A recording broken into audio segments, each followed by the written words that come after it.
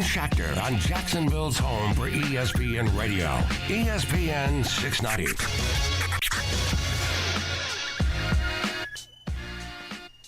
What is happening here on a Friday edition of Brent and Friends on ESPN 690? And we're at the beautiful TPC Sawgrass. And occasionally, right on cue, you're going to hear that wind gust coming through. What's it going to look like next week? It's a windy, breezy day behind 9, really next to the 9T area, in between 9 and, 16, 17, and 18. This is going to be a fun spot to watch. We'll tell you all about the Players' Championship, some of the new things. We'll talk to Jared Rice and get you set for next week. Hopefully you're coming on over to TPC Sawgrass. Make sure you are prepared, but come on over for some fantastic golf. Also, Tiger Woods' deadline is approaching 5 o'clock today.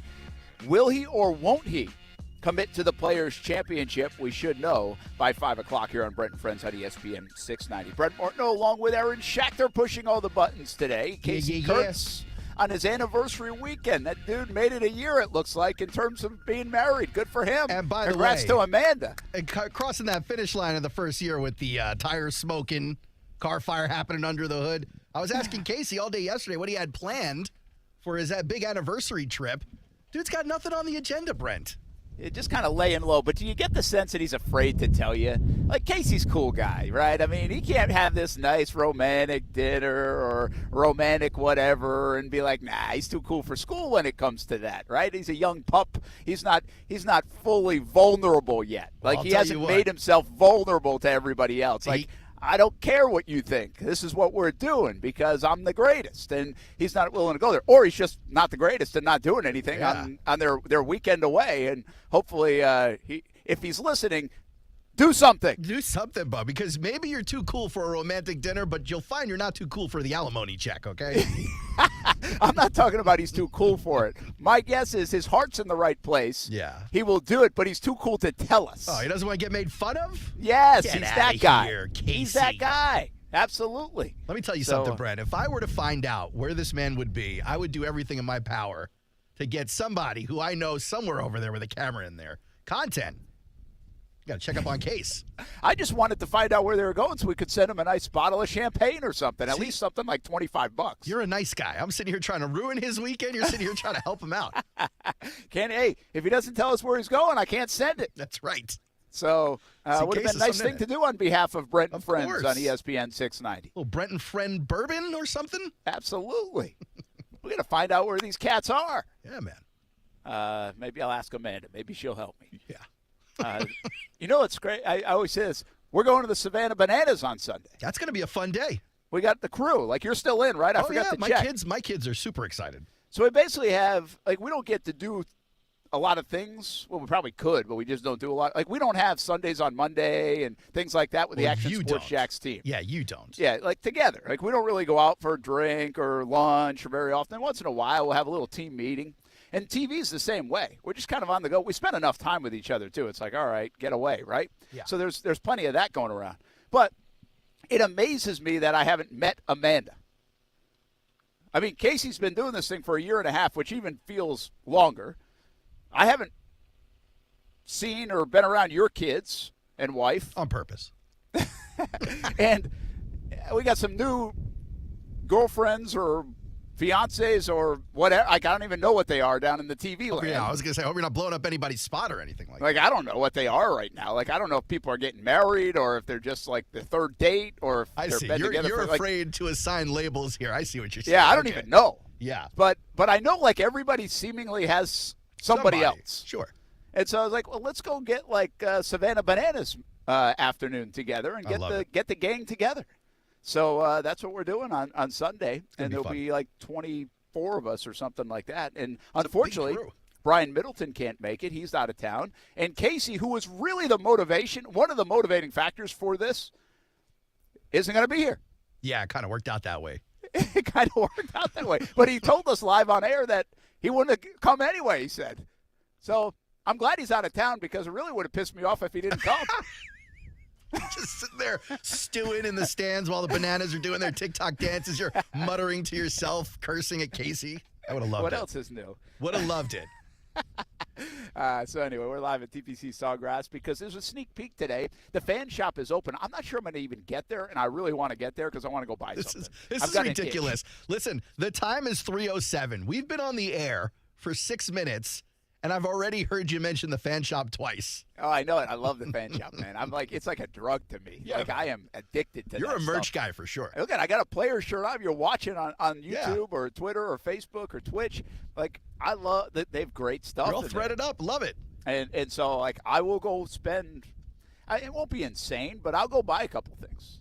And maybe buy, like, stuff for the kids, or maybe not. They'll be here later in the week. They can pick their own I saw stuff. the boys on Twitter tweeting about it, too. Saw Bachman tweeting about it. Marcel was tweeting about it. Everyone's all hot to trot on the fan shop. Yeah, the sweatshirt stuff. But here's the deal. They'll sell out of some of the stuff if you wait until later in the week. Yeah. So this is a good time. Like, the next couple of days, it's open from, like, 10 a.m. until 4 p.m. So if you want some of the new cool stuff, you get a chance to go get it. Well, this is kind of my chance to close at 5. I might need you to carry over a segment or something just so I can go run up there. It's not like right there either. I got to go get either that or I'm going to have to send somebody to buy something for me. Just buy something on this Friday. Yeah. And the sneak peek over here is some of the new food places they're doing for media and influencers. Ooh. Are you one of those? Oh, I got invited.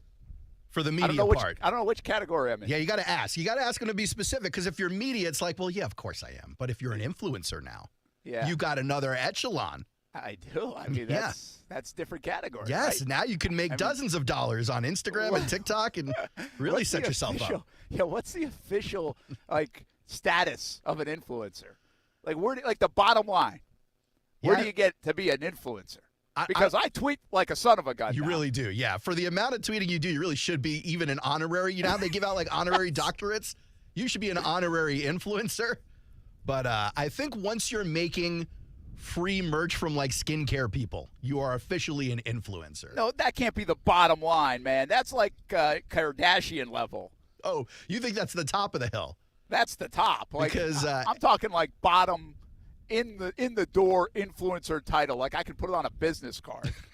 I think anyone can do that. In my TikTok thing. I thought I have it, but Casey's a graphic influencer, so I think anyone could do it these days. Maybe that's what I need. I need TikTok to be actually an official influencer. I'm not going to lie, Brent. If you were to start a TikTok and ask your kids to help you out, teaching you some trendy dances and stuff, I may never get off that profile page. I may just couldn't do it. I may just make it the default homepage for every device I have.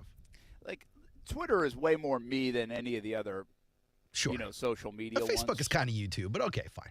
Yeah, but Facebook I really use mostly for either people back home or just the memories. Like I want it up there so I can see it 3 years from now. Like if nobody followed, that was fine. Yeah, you bring a nice positive, nostalgic energy to Facebook. I enjoy it. I enjoy you on Facebook. Yeah, which I don't want to put that on Twitter. It's kind of more personal stuff, or people don't want to be hearing about the kids like that. They probably hear about them enough. So, but Instagram, I don't even really fully know how to use Instagram to its best ability.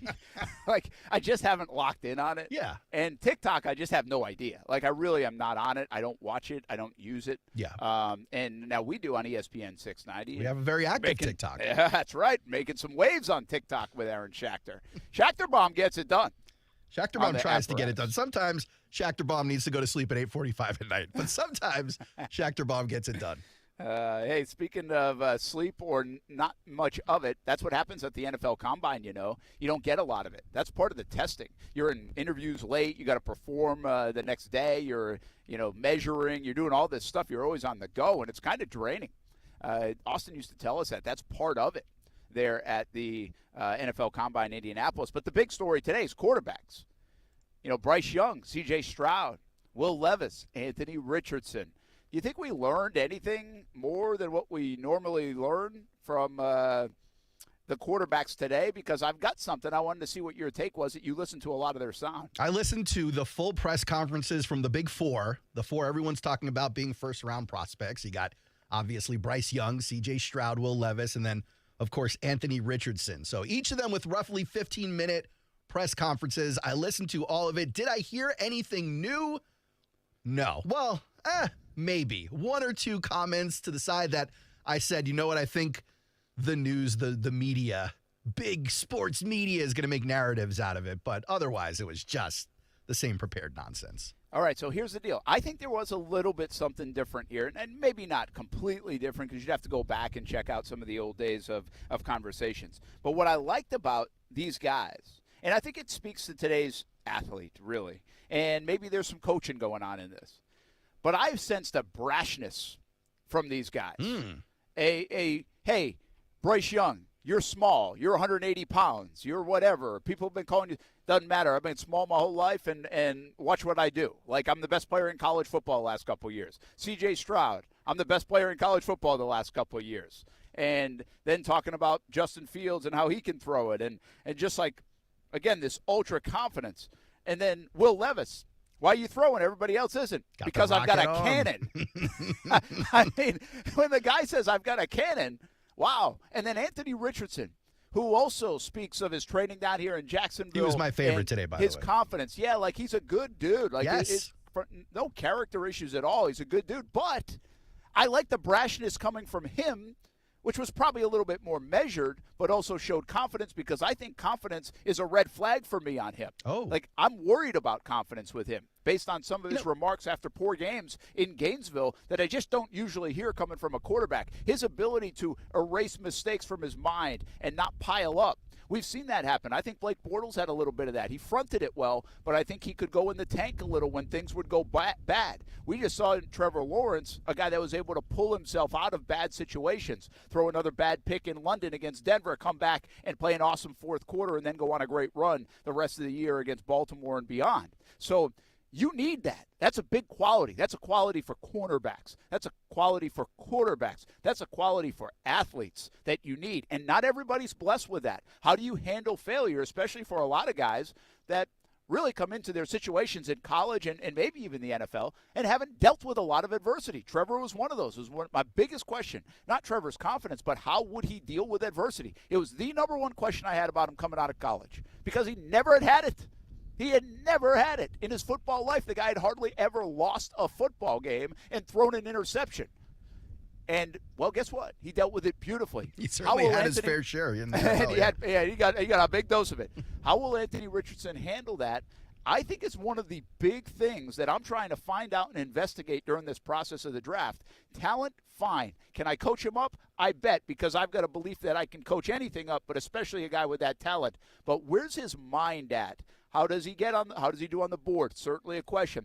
But where's his mind at when things go wrong? Because I think he presented some red flags in that department a year ago in Gainesville, and he's got to be better at that throughout an NFL career that could have some rocky times, Aaron. I think a lot of people agreed with you coming into this week, but I think he got up at that podium today, and for the most part, I thought he had his moments of maturity where I'm like, man, this guy is really impressing me. And then I heard one or two things where you got to kind of dig in between the lines of the comment and you go, oh, wait a second.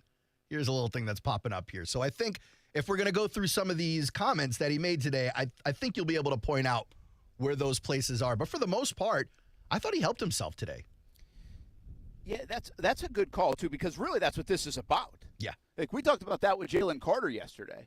Like, are you helping yourself coming back in? Well, the combine is supposed to help you. You don't want to hurt your draft stock. This is supposed to help you. Medicals can hurt your draft stock, depending on how they come out. If not, it helps you. Interviews, depending on how you do, can hurt you, or it can help you. And a great time or something like that certainly can't hurt you, but a very slow time certainly can hurt you. Anything in the media in the middle of that is okay. So I think you just brought up a really good point, and it's interesting that's your take. See, that's a big take. That Anthony Richardson helped himself today, in your opinion, at least on the podium part, from the stuff we could see part. Now he gets another chance to really help himself tomorrow, because that's where everybody believes, Aaron, he's going to flash. Oh, yeah, and that's the full expectation, right? This dude is going to wrist flick an 80-yard pass down the field. He's going to show off his motor skills. The whole thing's going to come together on the on-the-field workout. I think today was the big question mark for a lot of the media, and, of course, the interviews for the teams were a question mark, too. And it sounds like he had a pretty good time so far. What about the other guys real quick? Will Levis is going to be a bit of a mystery. He does have a cannon of an arm. Is that good enough, right? Where does that fit? C.J. Stroud has gotten it done.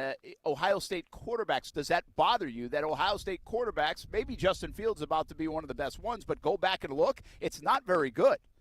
Like, really not good. Yeah. What Ohio State quarterbacks have done.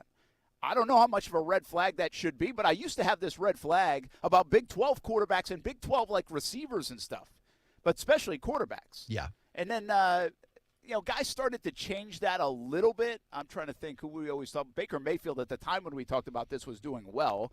I wouldn't say he fits anymore in terms of a long-term solution. But there are some other ones that actually end up flipping that script a little bit. But I think a lot of that is because the college-style offense, the Big 12-style offense, leaked into the SEC, other conferences, and then into the NFL to some degree.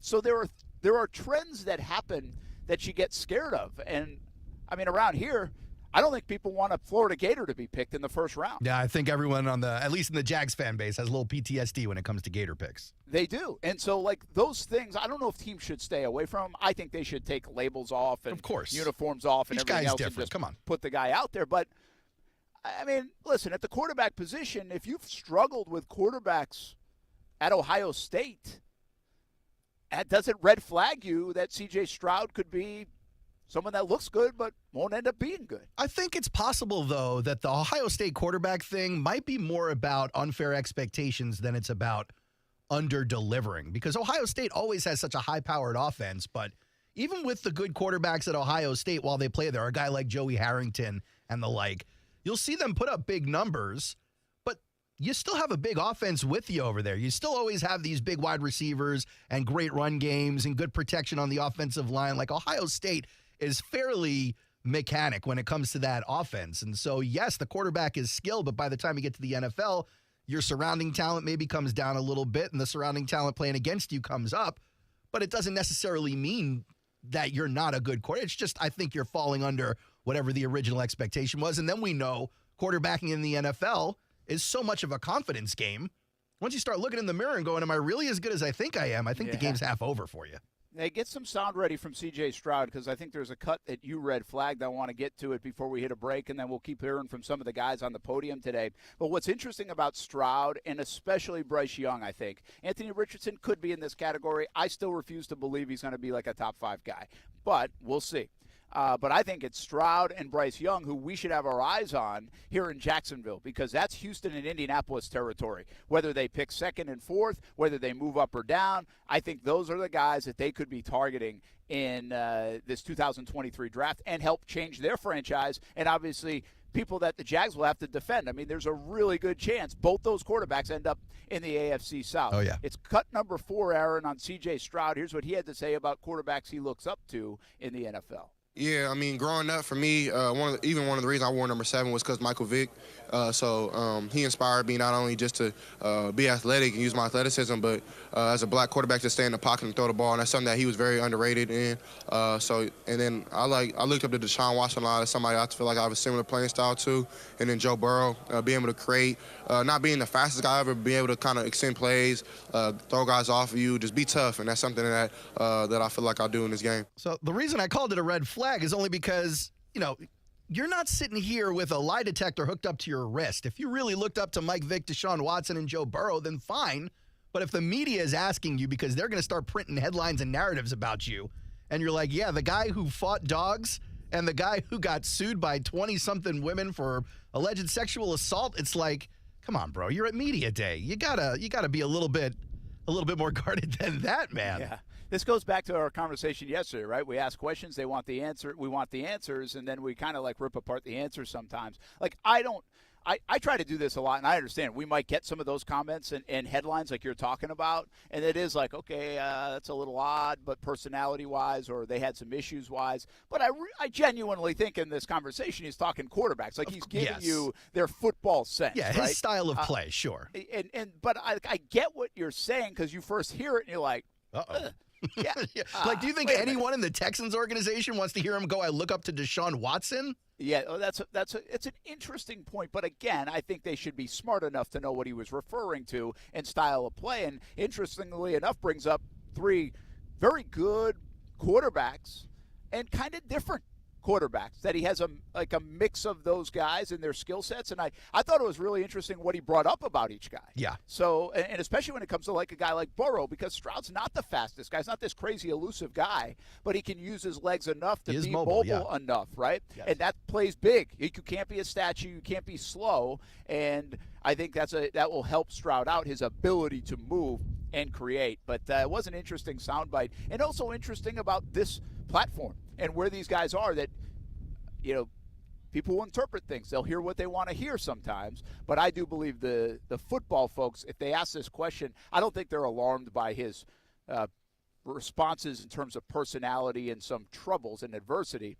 Instead, they're like, hey, you know what? I kind of see that in you as well. I see a little Mike Vick. I see a little Deshaun Watson. I see a little Joe Burrow. And if they see that, by the way, you're looking at a pretty darn good quarterback. Sure, and wearing the S on his chest in terms of the way he feels about himself when asked about himself. To the point you made earlier, you called it a little bit of brashness, but like the supreme utmost confidence coming from these guys. One last one, because we're talking about Stroud. Let's get to cut number 3, because the rumors about the Texans and Colts, they shouldn't just be rumors. Like, it might be a slam dunk that he ends up on one of those two teams. Let's hear what he had to say about it. Well, I think the question was more about, hey, everyone's talking about those teams. Is there anyone else that you've been talking to or are interested in? And I actually found this a little bit surprising, because we're hearing a lot about teams on the hunt for a quarterback in the carousel. We're not hearing as many outside of Anthony Richardson on who's interested in some of these young guys. I've had a formal interview with the Falcons, met the head coach, met the OC, got to meet the general manager, and yeah, it went very, very well. Had a great interview with them. They're real fiery in there, real. They're kind of like big kids, they're just kind of cool. At the same time, asking really good questions, being very honest, and I appreciated that. So that interview went really well. It was just interesting because we've heard a lot about Lamar Jackson, Atlanta, and then we've heard a little bit about maybe some of these other guys. Maybe they're looking at a Garoppolo going to Atlanta or something like that. They think they've got talented offensive tools right now. So would they be looking at a rookie the year after they just drafted a rookie? And then here comes C.J. Stroud going, yeah, we had a blast.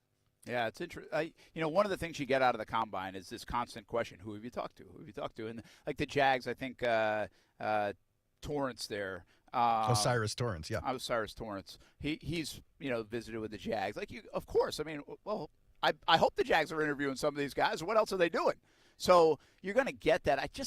I've never thought it meant that much. Now the QB position is interesting because the Jags aren't going to talk to C.J. Stroud or somebody like why would they? Waste of time. Make sense. Yeah. But Carolina might, Tennessee might, Atlanta you might. Expect these other teams. Yes. And so what does that mean? Will they jump up and get him? See, that's also something to watch because, again, these two guys, especially Bryce Young and C.J. Stroud, certainly seem if you could not trade, they certainly seem penciled in to go to the AFC South with the Colts and the Texans. Now, trades change that, especially with, number one, dangling that pick out there in the Chicago Bears. Let's take a break. We're live at TPC Sawgrass as we get ready for the Players' Championship 2023. We've really got a lot of different stuff on the show today. In fact, I think a little Tom Brady roast. Aaron Schachter get ready to perform a little bit later on.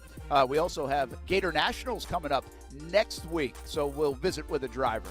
And we talk some golf along the way. We're keeping an eye on Tiger Woods. Will he commit to the Players or not? Hasn't yet, and has until 5 o'clock today to do so. It doesn't make sense for him to commit to the Players' Championship. I've got some thoughts on that, and then we'll visit more with the Combine, including what Anthony Richardson had to say today up there in Indianapolis. That's next on ESPN 690.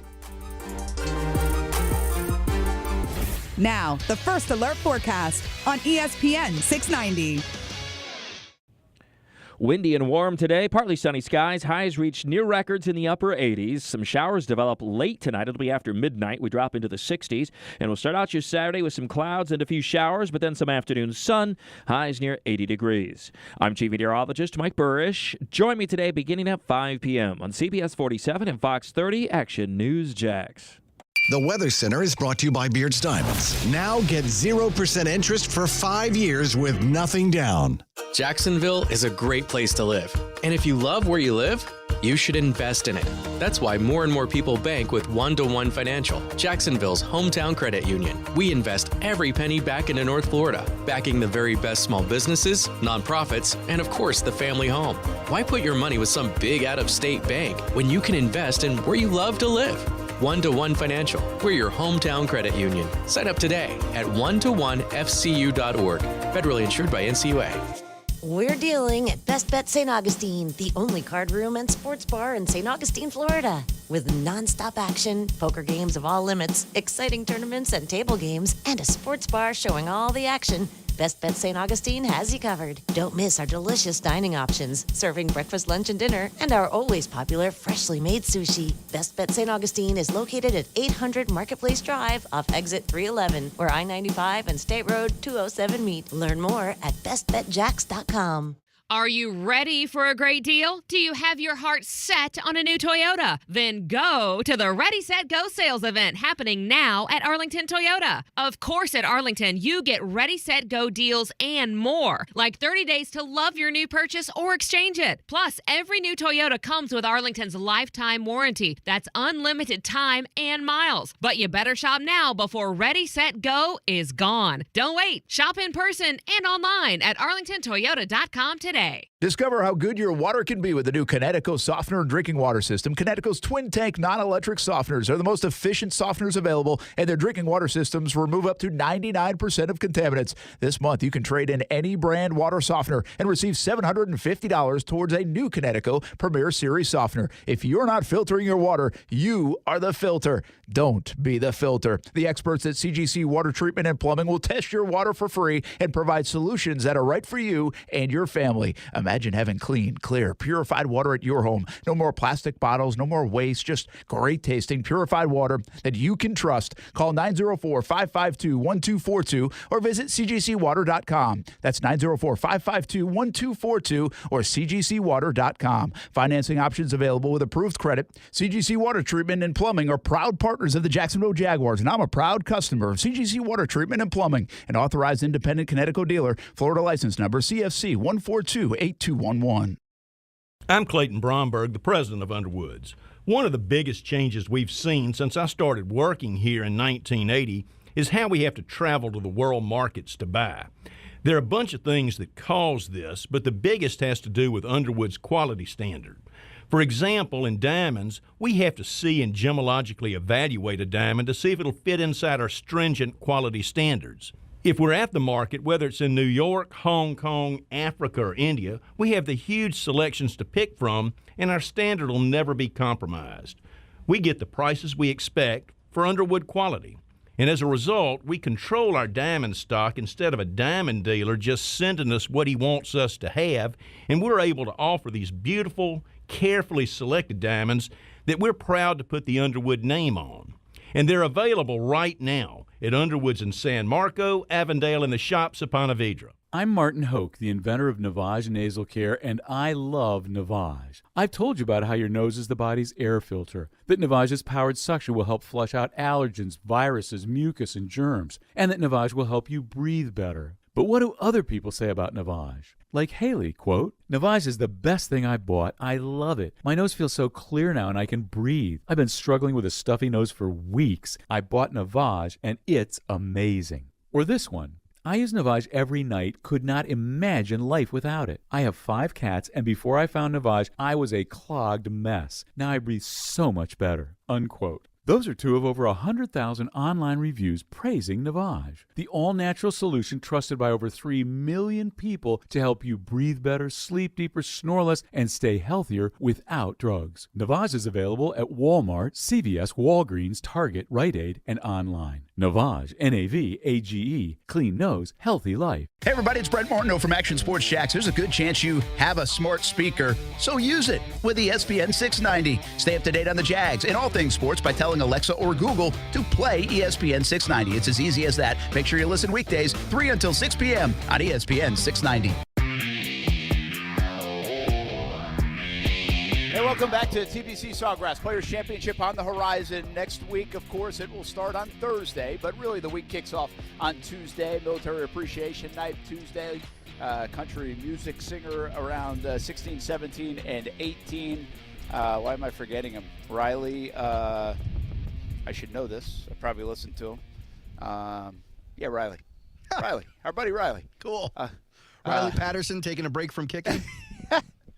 Yeah, I've heard of it too. I can't just blanking on it. I've got my Morgan Wallen in my head because today he had a new album come out, and so Kaylee was like really excited. She was like, "Can you wake me up at midnight for the new album?" I'm like, "No, we can't." That's still a thing, huh? I guess. Midnight. Yeah. Riley Green is who you're looking for, by the way. Riley Green, thank you.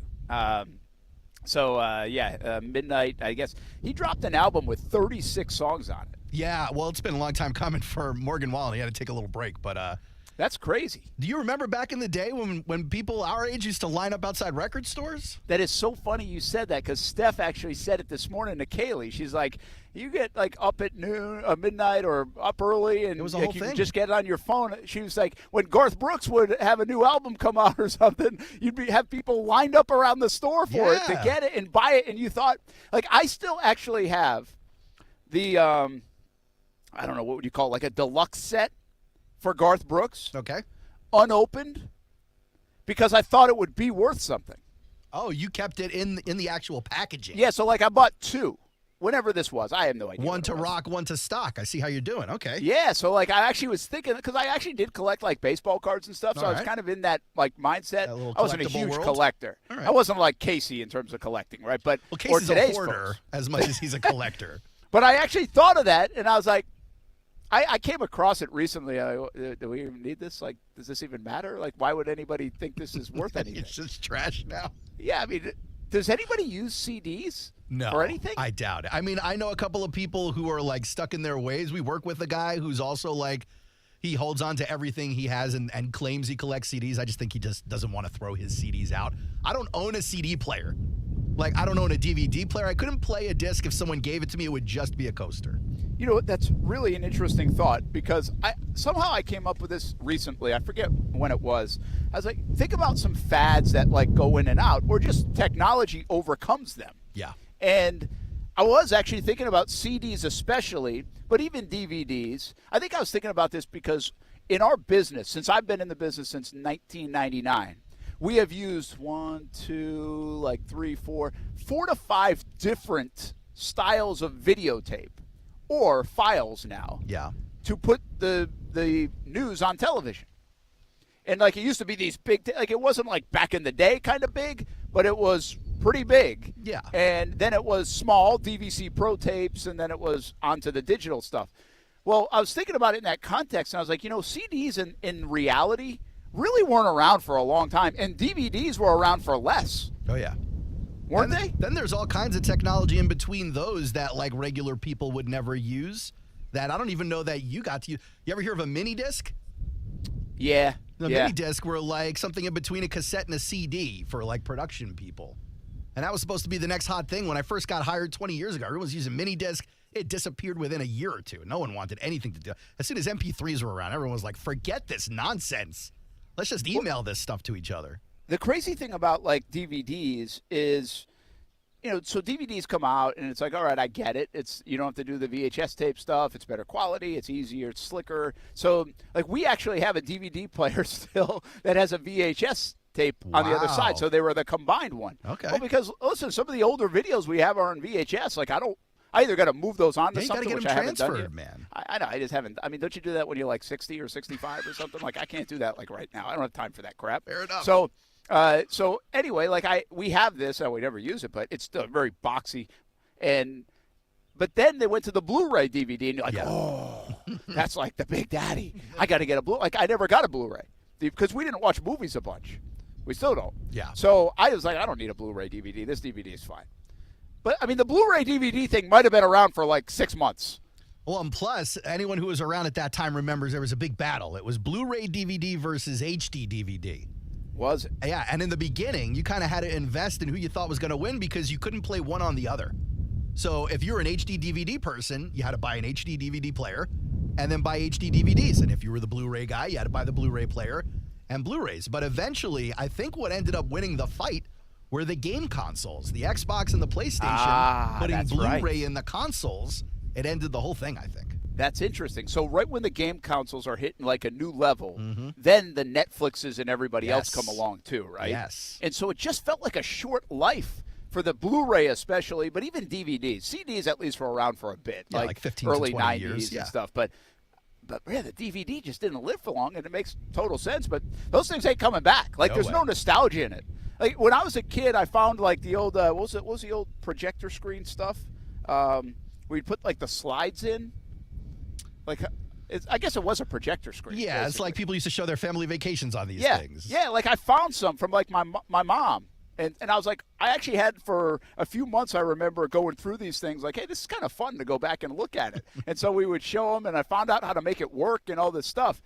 Like, we'll never do that with DVDs. No.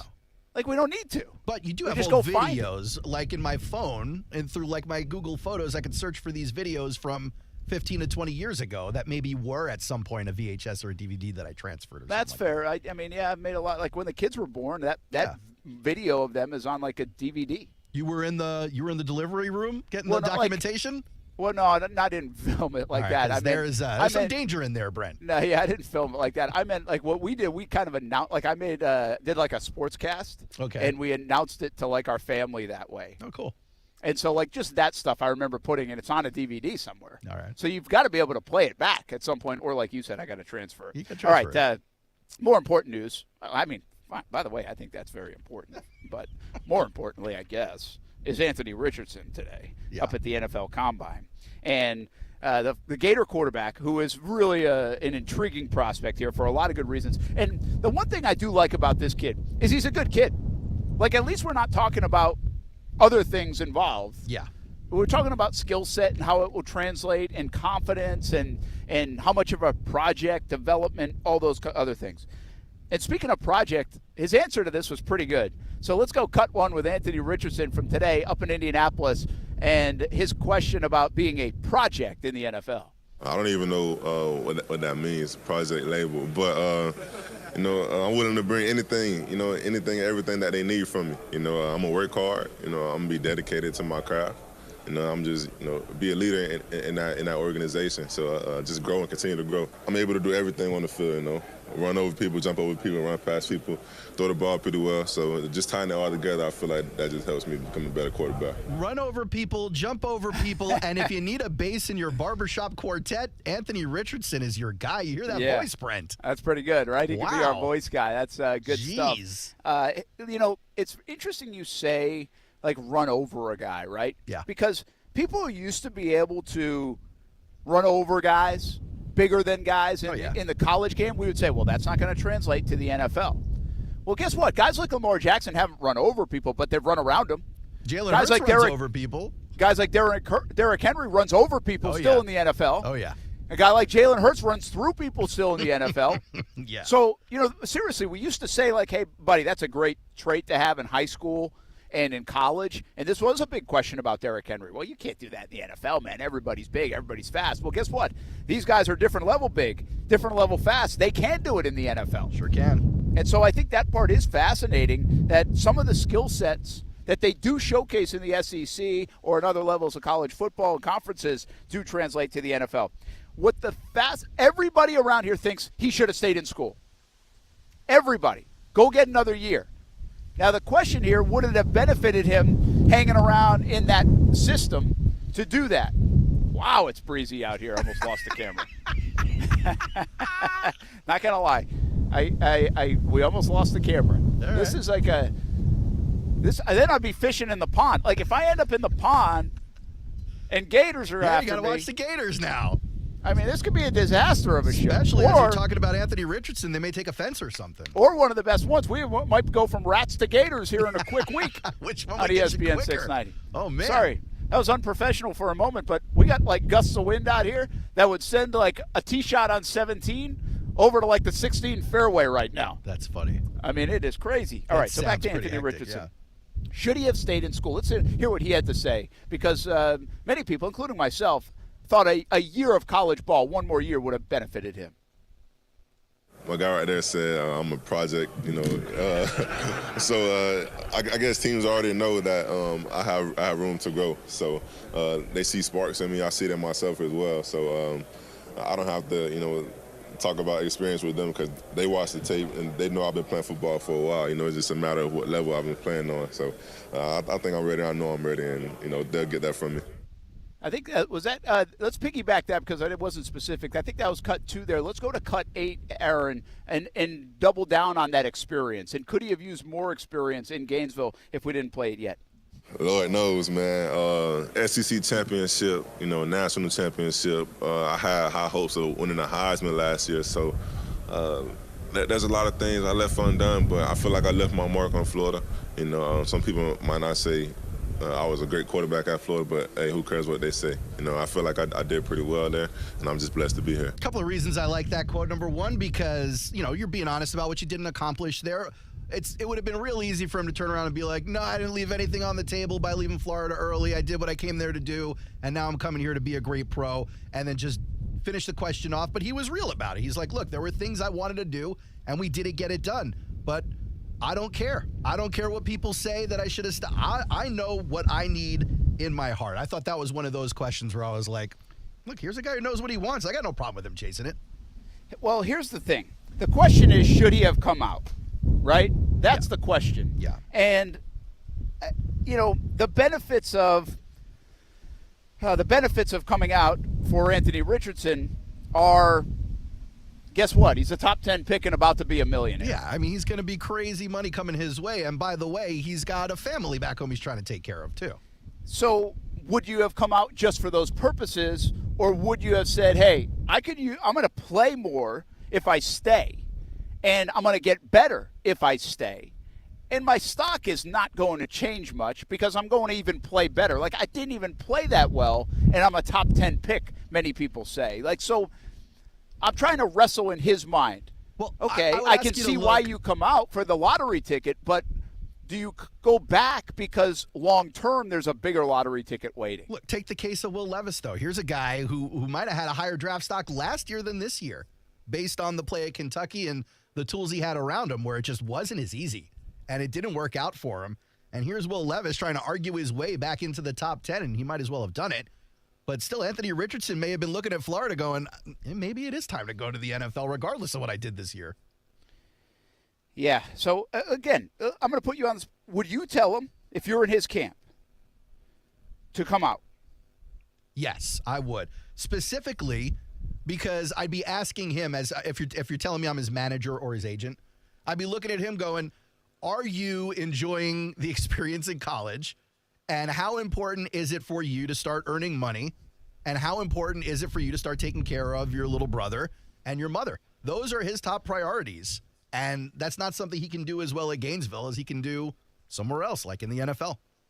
Do you think we could turn into a situation where we question if he had stayed in, he would be a better NFL quarterback? Like, what if it doesn't work out? Or even if it works out, just not to the best. Like, if he doesn't turn into Cam Newton, he turns into, like, Cam Newton -5.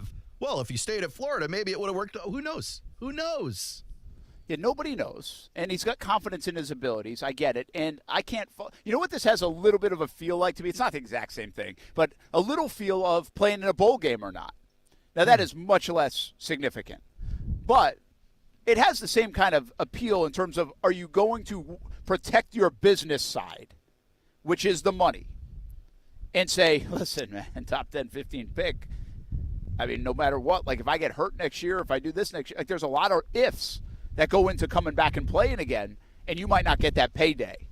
And he's going to be right. I mean, he's going in the first round. I mean, I'm not a big believer that, like, I'm not 100% believer that he should go in the first round. I think he is going to go in the first round. I think he's going in the top 10 after today and after tomorrow. I think he's going to get on the field tomorrow. He's going to do a couple of those highlight throws. He's going to do the old Zach Wilson, Josh Allen. Did you see the throw? And then suddenly he's going to solidify his place in the top 10. And I'll tell you something else, Brent. For a guy who everyone is questioning whether he should have left Florida early or not because he's still got more room to grow and develop and learn, the question was asked, okay, are you a project quarterback? He's like, well, I don't even know what that means, which is, a rough answer. Whatever. You know what it means, Anthony. And then they go, well, does your lack of experience hurt you? And he goes, well, I'm a project quarterback. You tell me. But then they're like, hey, if you've got room to grow, like you say, what are those parts of your game? I loved his answer here. He knows exactly what he's looking for. I can definitely get better at delivering the ball and helping my guys out. But I can't also catch every pass. If I could, I would definitely. But it's just helping guys out and helping guys help me. My completion percentage, some people say it's not great. You know, I don't think it's great either. But, you know, it's just growing as a quarterback. You know, not every year is going to be your best year. You know, and I definitely learned a lot from last season. Spoiler alert, his completion percentage was, in fact, not great. No. And he knows. And he called himself out for it. Now, I didn't love the fact that he's like, if I could catch every pass, I would too, kind of, in my opinion, implying that maybe the receivers could have helped him out more. I think that did stick with me, man. Yeah. That was kind of a little bit of a a shade, there, right? And it's been well documented that a large percentage of his passes were considered uncatchable, even to open receivers. But that being said, you're talking about these guys. We started off the show talking about how brash some of these guys are. They have to be so confident. They have to exude all of this like A1 dominant alpha confidence. And at the same time, he's got to go, yeah, but I kind of sucked here, and here. Because you got to be real about it. Yeah, I think it's, again, that's not a comment that's going to like red flag anybody or get him in trouble. But that's an accountability position. Yes. He's trying to make a play for himself, and he's trying to back himself up. So I kind of understand it in the context. But it did kind of catch my ears a little bit funny as well. I think this. Listen, the bottom line is we knew this coming into the week. We know it leaving the week. We knew it coming into today. We know it going into tomorrow. He is one of the most fascinating prospects of the week. He is one of the most fascinating prospects, really, I can remember in recent times. Because you are talking about a skill set and traits that just don't come along every day. And you're also talking about a very unpolished player. And then there are some other things that we don't know about him, that we're just not sure how to judge. So, fascinating prospect going into this NFL draft, and fascinating for a lot of teams that need quarterback in 2023. Let's take a break. We're live at TPC Sawgrass. We did not get blown into the pond, so that's good. Gators won't be having lunch on me. We'll be back on ESPN 690. Brent and Friends is sponsored by Best Bet, now open in St. Augustine. O'Reilly. Need new wiper blades but not sure which ones are right for you? The professional parts people at O'Reilly Auto Parts can help. We'll show you options for your vehicle and even install your new wiper blades for free. Right now, save $10 per pair on Bosch Focus wiper blades so you can see better in any weather. Stop by your local O'Reilly Auto Parts today. O'Reilly Auto Parts. At Total Wine & More, save big on what you love this month with hundreds of deals. Get up to 35% off over 100 different wines and spirits, including Cabernet, sparkling wine, single barrel bourbon, and so much more.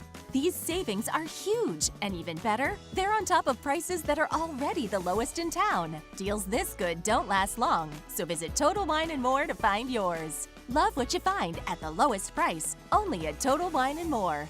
Drink responsibly. B21. Discover how good your water can be with the new Connecticut softener and drinking water system. Connecticut's twin-tank non-electric softeners are the most efficient softeners available, and their drinking water systems remove up to 99% of contaminants. This month, you can trade in any brand water softener and receive $750 towards a new Connecticut Premier Series softener. If you're not filtering your water, you are the filter. Don't be the filter. The experts at CGC Water Treatment and Plumbing will test your water for free and provide solutions that are right for you and your family. Imagine having clean, clear, purified water at your home. No more plastic bottles, no more waste, just great tasting, purified water that you can trust. Call 904-552-1242 or visit cgcwater.com. That's 904-552-1242 or cgcwater.com. Financing options available with approved credit. CGC Water Treatment and Plumbing are proud partners of the Jacksonville Jaguars, and I'm a proud customer of CGC Water Treatment and Plumbing, an authorized independent Connecticut dealer, Florida license number CFC 1428211. Rich Jones here. Investing can be more about just filling a bank account. It's about having a secure retirement, protecting your family. Let DLP Capital help you to protect your why. Here's CEO and founder Don Wenner. I started DLP Capital with an expectation that I could provide my family, my investors, my team members, and the families of my investors with awesome returns, limited volatility, and no losses, all while providing desperately needed affordable housing to the American workforce. To get your investor's guide and learn more, dial ** invest on your cell phone or visit highyieldreturns.net. The USS Orlick is a one-of-a-kind floating ship museum. Come visit her in downtown Jacksonville. There's a feeling in the air where people seem to care in Jacksonville. The Orlik, a Gearing-class destroyer with 18 battle stars, is one of the most distinguished ships of all time, and the most since the end of World War II. Jacksonville is a military town, and the Orlik honors all those that have served our great country. She's a great location for special occasions and meetings. Weddings, birthdays, anniversaries, memorial services are all spectacularly displayed on her massive deck. The Orlik is also a one-of-a-kind location for a business meeting. Your dream event can come to life aboard this historic destroyer. To find out more, visit jacksnavalmuseum.org or call 904-789-SHIP. This is where I'm meant to be. Hello, Jacksonville. Hello, Jacksonville. I'm where I'm meant to be. Find out more about holding your next event on the Orlik. 904-789-SHIP. The unimaginable became our new reality. Seeing that the world is starting to pick back up from where it was left in 2019, the chip shortage will be no more and manufacturers are going to start sending more cars, skyrocketing inventory. But cars won't be flying off the lots as speedy as they were before. So how often do you really put in the time and effort to continuously make your dealership's website more reliable and credible to your potential buyers? Cox Media Group has the capability to enhance and significantly improve your website's traffic. Let us help and answer any questions you have by heading to cmg.com to find out more. Let's be real. Mopping is a hassle. You have to fill the bucket, pushing a wet, heavy mop around, then cleaning the mop when you're done so it doesn't grow bacteria. A hassle on top of a hassle. Try Swiffer WetJet. With Swiffer WetJet, you start with a fresh pad and cleaning solution every time. And when you're done, you just toss the pad. Swiffer WetJet, the faster, easier, cleaner way to clean your floors.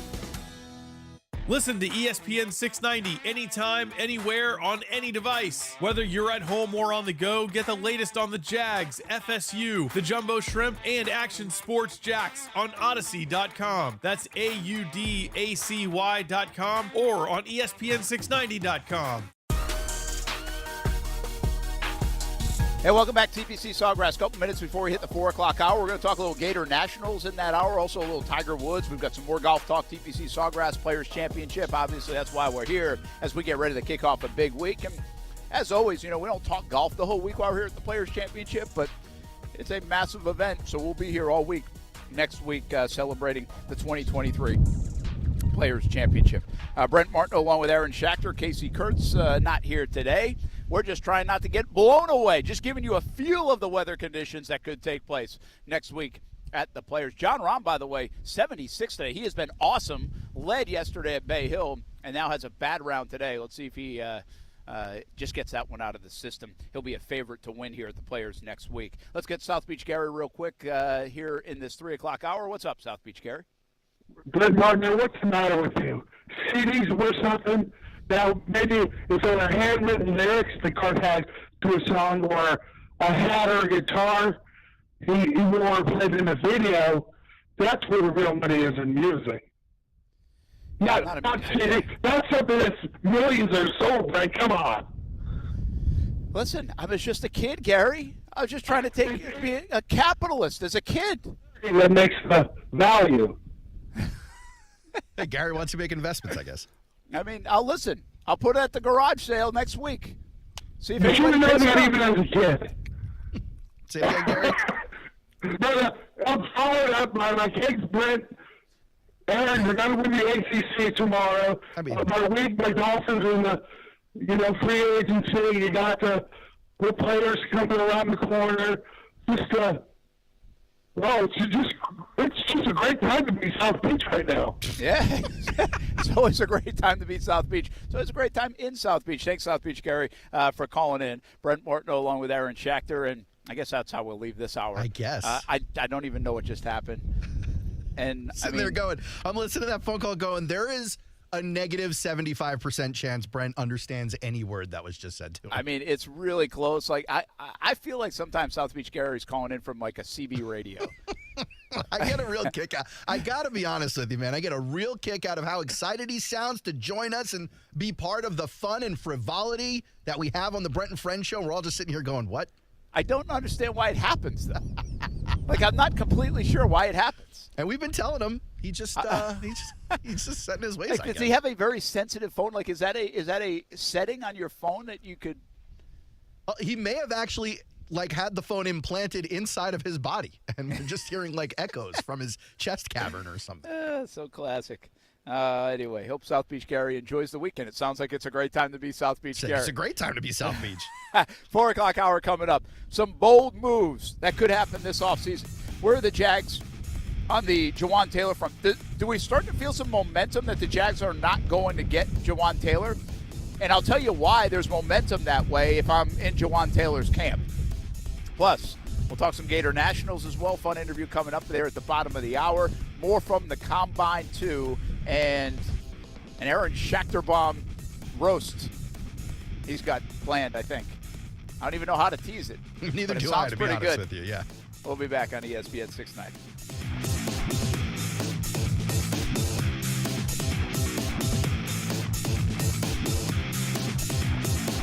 We're dealing at Best Bet St. Augustine, the only card room and sports bar in St. Augustine, Florida. With nonstop action, poker games of all limits, exciting tournaments and table games, and a sports bar showing all the action, Best Bet St. Augustine has you covered. Don't miss our delicious dining options, serving breakfast, lunch, and dinner, and our always popular freshly made sushi. Best Bet St. Augustine is located at 800 Marketplace Drive off exit 311, where I-95 and State Road 207 meet. Learn more at bestbetjacks.com.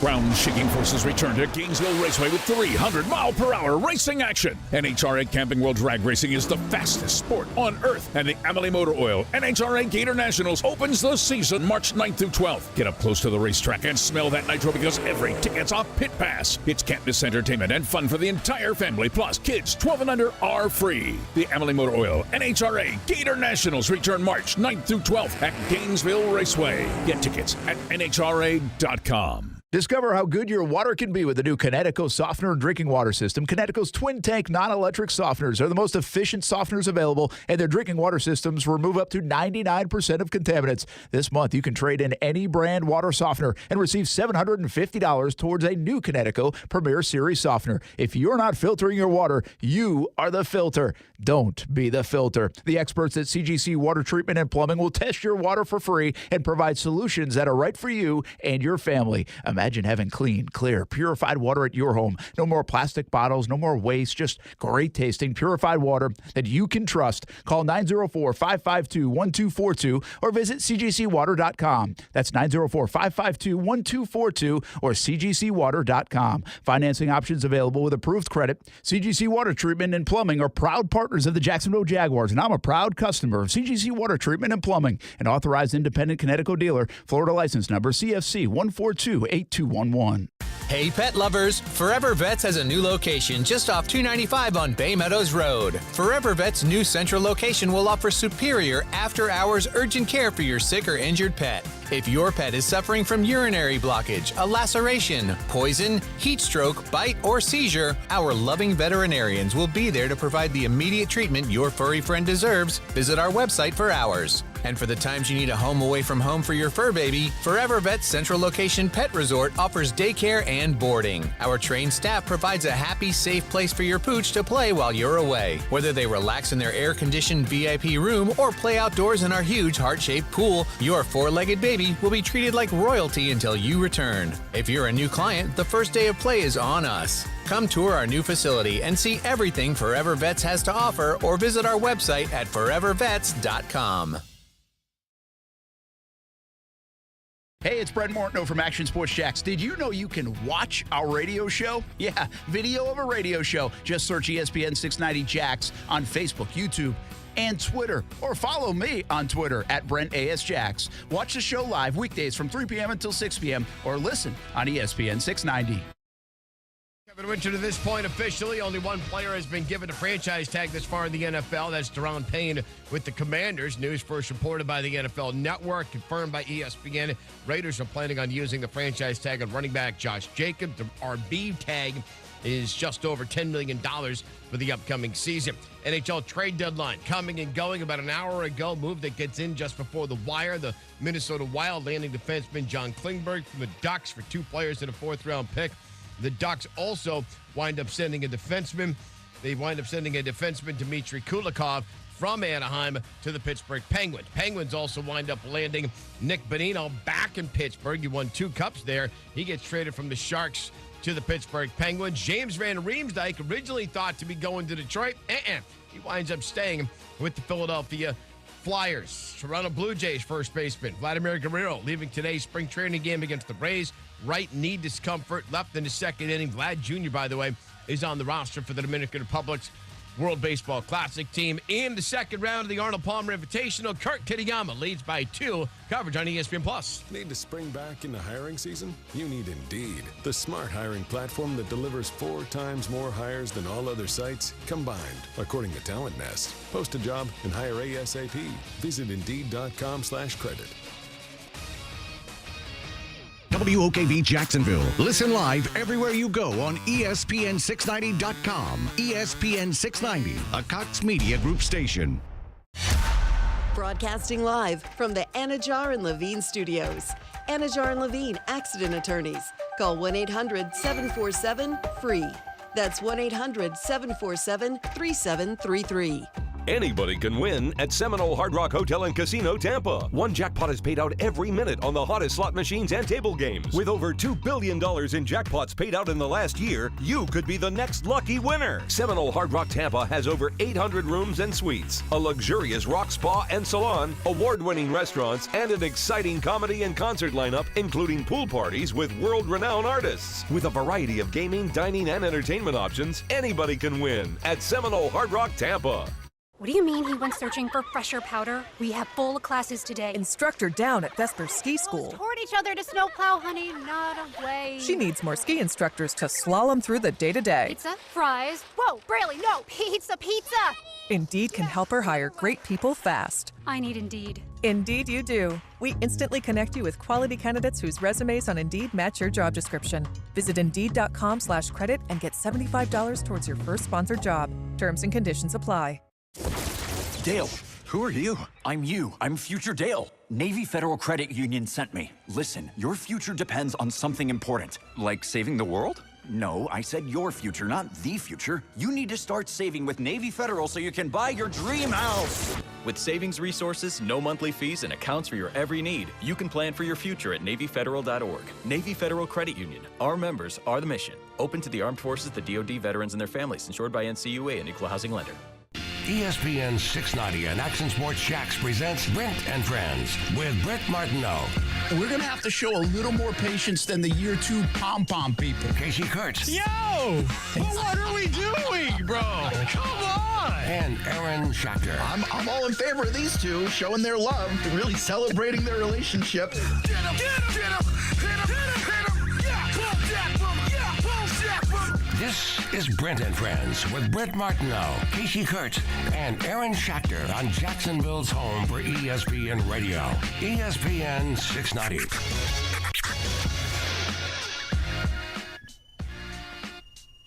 What is happening? 4 o'clock hour on a Friday here on ESPN 690. Brent and Friends. We're going to keep giving you a live look down really the 18th fairway all the way to the clubhouse if you're watching on Twitter and YouTube and Facebook and Twitch as well. And I'm also going to man the camera so it doesn't flip on over into the water. The wind gusts have been significant at times, and it's a beautiful day. Really interesting to see what kind of week we get at the Players' Championship. If you look ahead to the forecast, there's a little bit of rain earlier in the week, I think, in the forecast.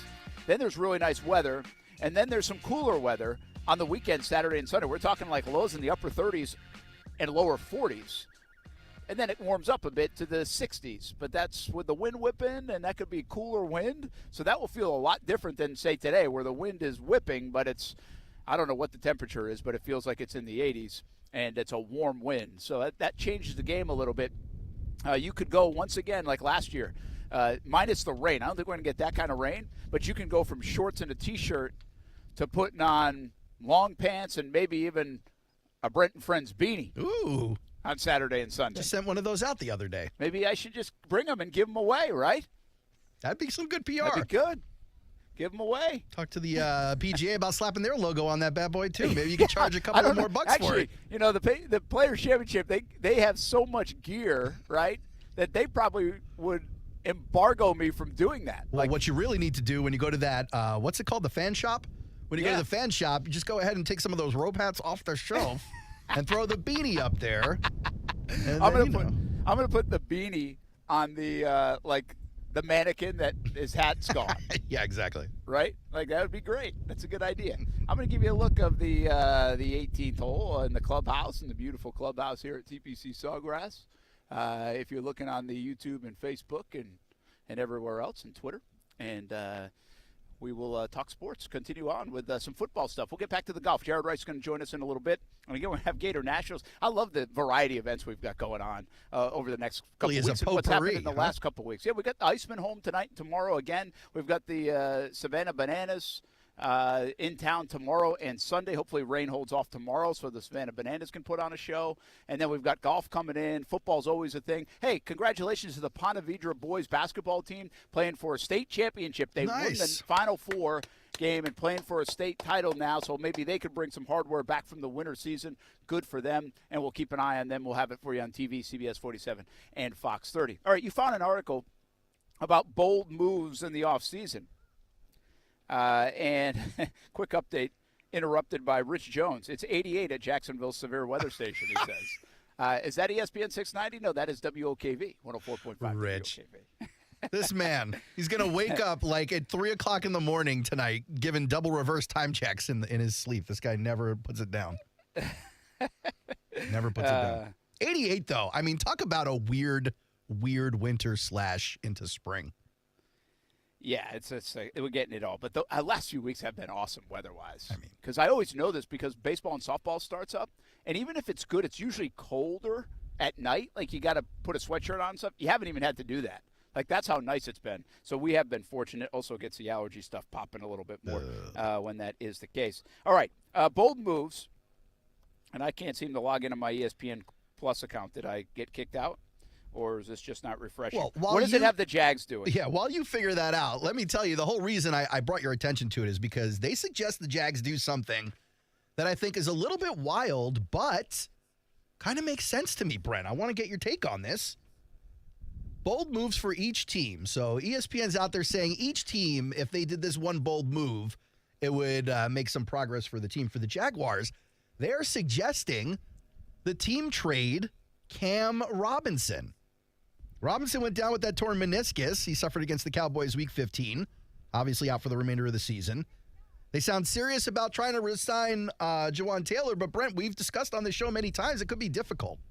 It could be hard to do. That number may be a little too high. It may be too hard to restructure him and a few other people or get a few other people restructured to make the money for him.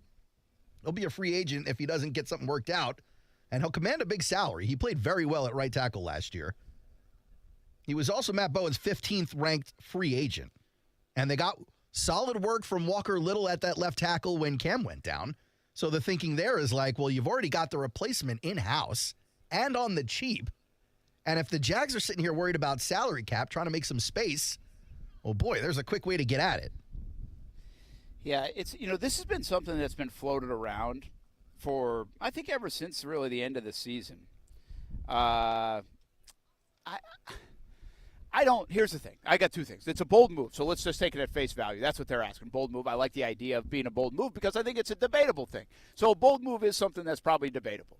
So let's start there. This is not. I'm not knocking on the ESPN part of this because that's what they're asking. Okay, what's a little bit outside the box? That is a little bit outside the box. All right. I also have heard a lot of fans on Twitter and other places that have recommended the idea of doing this.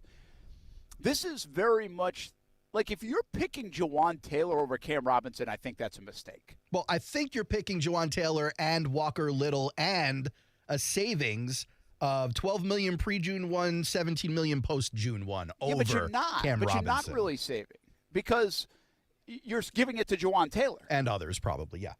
But even just you're swapping salaries essentially from Cam to Jawaan. Well, what's the difference of playing Walker Little at right tackle then and keeping Cam Robinson? Well, you saw Walker Little at left tackle, so you'd have another, year or two with Walker on a like ridiculously low contract, right? Is this his third year or second year? It's his second going into third. Okay. Yeah. So you'd have 2 more years to your point. But, I guess the curiosity there is people think, okay, Walker Little does a great job at the left tackle. Great, put him there. He might be, to your point, saying better than the right tackle spot. And, hey, don't worry, we're just live on TV and radio. You're all right. Swear however you want. Do I need to dump? Jeez. We didn't hear it. We're good. These people are crazy. They shouldn't serve alcohol here. And by the way, back to your point, it's not as if they're just cutting them and telling them to leave. You'd be trading, hopefully getting some assets back for it. Yeah, like if there's a team out there who needs a left tackle, you could pick up a second round or maybe even a first. Yeah, that's a fair point. Like you would get something in return. But I guess at the end of the day, you're asking, is Jawaan Taylor a better investment than Cam Robinson? Yeah. And I just don't know how you answer that yes. Cam's been doing it for a bit, and he's really been better overall in his tenure than Jawaan Taylor. Jawaan had a nice year last year. Like, I'm still not sure he probably covets the amount of money that he's going to covet because he did it 1 year. And he still has some flaws in his game.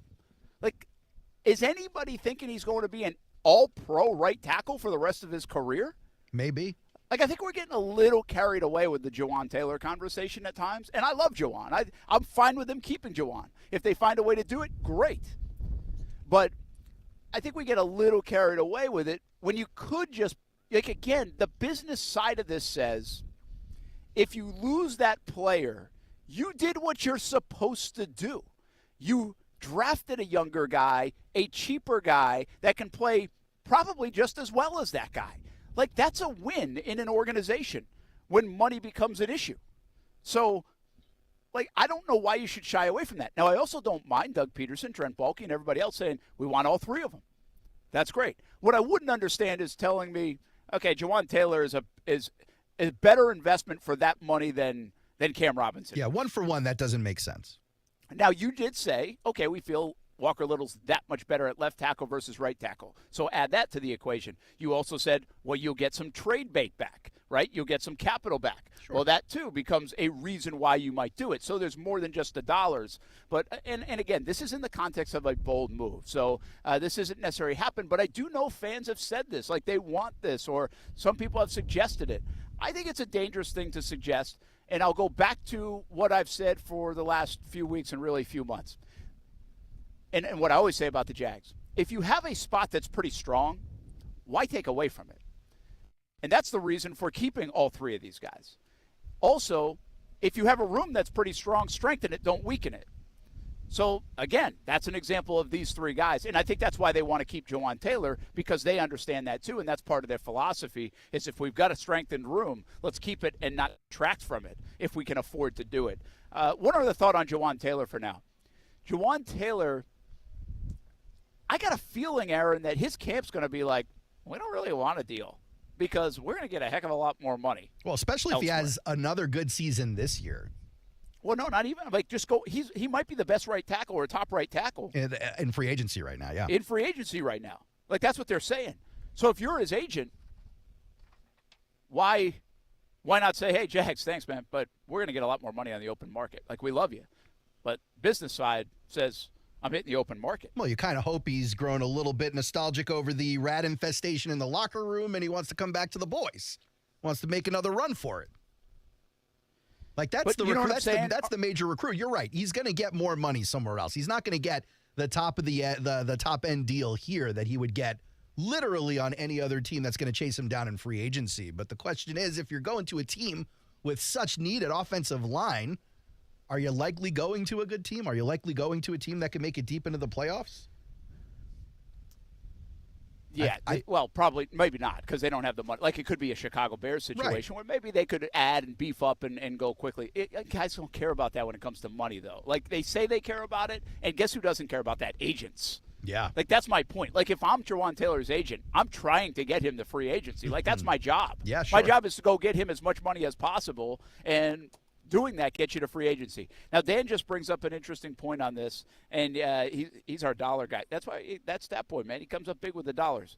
And Cam's cap hit is $23 million this year. Jawaan with an extension would be well below, so not a swap from that standpoint. And that's, again, about opening up money for this year to be able to do other moves. But, you know, that Cam Robinson deal is another one that money can be moved around with. So you don't necessarily have to swap and move them. And trade him and get him out of there. There's some flexibility. He just signed that deal last year. Here's one other reason why that's not happening in my estimation. Because these guys have egos. And I'm talking the front offices have egos. Trent Baalke, I was surprised when they gave him an extension last year. But in hindsight, it kind of looks smart because now you don't have two open guys. Yeah. They could be looking for a left tackle and a right tackle. You could be completely reconstructing this line this year around your franchise quarterback. And Cam helped, no doubt. Cam was helped last year, solidify that offensive line, and I think Cam's a bigger deal in that locker room. Yeah, he probably comes across and everything else, and I think people really respect him. And he's got a little nasty in him too, which I think you need on that offensive line, and you like. So I bet you Walker Little would give him some credit for helping him this past season as well. Learning from a guy like Cam Robinson. Probably would. So, but my point in the ego play here is, listen, if you're the guy that just gave him the tag and an extension, you're not usually the first guy in line to trade him away and essentially say, all right, that wasn't probably the best play to give him an extension, because that's what you're saying. I would say I know money gets moved around, but Right. what you're saying is he wasn't as good, or we don't need him as much as we thought we did last year. So that means you have to admit mistake in some degree, even if it benefits the football team from a dollar standpoint. And that's really the big reason why I'm like, that ain't happening. 5 to 10 years ago, I'm with you on that. I would say over the last year or two, wacky stuff like this keeps happening in the NFL where, guys will get these massive deals and then thrown out the door the very next year. Look at Derek Carr or Kyler Murray and the talk about moving on from him in Arizona. And then you got the other side of it with a Josh Jacobs who's like begging for a deal and the team's like, we'll see you next time. And now they're talking about tagging him again. There's wacky financial stuff happening in the NFL. And I think at some point here in the near future, not this season, but within the next 5, they're going to need to actually seriously address the way the salary cap is starting to work now, because franchises, quite frankly, are getting smarter. They're outsmarting the rules. They're learning faster than the rules are getting updated. And it's essentially making this salary cap nearly moot. Well, not totally, though, because you're giving such high salaries that you can really be hampered by these high salaries. And by the way, guys that make Derek Carr kind of decisions and then have to get rid of him get fired soon. The Arizona guys got fired. Yeah, the GM stepped away, but you're right. It didn't work out. He was about to get fired. He got extended and then fired. If it's working out, then you wouldn't have to make those decisions. You're right, but we also both know that just because you've made the wrong decision doesn't mean someone else wouldn't have made that wrong decision too. This will happen for every franchise. Oh yeah.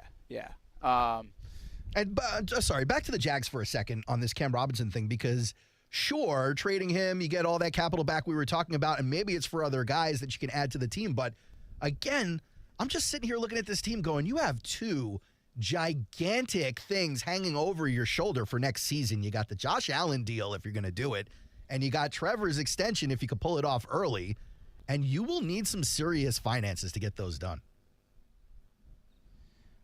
Yeah, you will. They're going to have. Yeah, they have to do it now. A bunch of money clears. I mean, again, now the money cap space, they're pushing stuff down the road. I can't even get to 2024 in my mind on that, and it's a silly game. They'll figure it out. The bottom line is they'll figure it out. But they're going for it now because they're trying to move the dollars and money and everything else because they have a window. I mean, it's a window on a young player at the quarterback position's contract, and this makes sense, and this is what you do for the Jacksonville Jaguars. But anyway, that was the bold move. Was there anything else that jumped out with you from the bold moves? There were a couple. I laughed a little bit. They were talking about the Texans and the Colts. They gave them both the same advice. Trade up to number 1. So I'm kind of curious what you think, man. If you had to pick one, who was going to get up there? Who do you think it will ultimately be? The Colts or the Texans? I think it's the Colts. I think the Colts are under a lot of pressure to get the right guy and the best guy because he's missed and whiffed so many times. So many. And this is it. This is it. By the way, if he trades up and he whiffs, he's really if he whiffs anyway, this is it. It doesn't that Chris Ballard's done if he doesn't get this one right. And Chris Ballard has been way overrated, and he's missed on the quarterback stuff. The Texans, to me, are sitting in a place where, they can't really lose. There's 2 really good quarterbacks, most people think, and there might be as many as 4 depending on how you grade them. Well, they're sitting in the 2-hole. They're getting somebody. And there's a really good chance that they don't have to give up anything and still get their top guy if nobody does trade with Chicago. So I wouldn't move if I was Houston, unless I just am in love with the guy and think somebody else is going to come up to get him. And I would be nervous about that if I'm Houston. If you're Houston and you're not a fan of C.J. Stroud and you think Bryce Young is the guy and you have intel that says so does the Colts and you hear the Colts are calling on the Bears, then you have to throw everything at the Bears to get up there. And if I'm the Bears, and I think I said this the other day, If I get a ring from the Texans, I don't care who else is calling and what they're offering. I'm not making the deal. I'm moving down to number 2, and I'm starting all the phone calls over again. And then I'm still making the deal with the Colts, and then I'm starting the deals all over again. If I'm the Bears, I'm pulling the triple trade.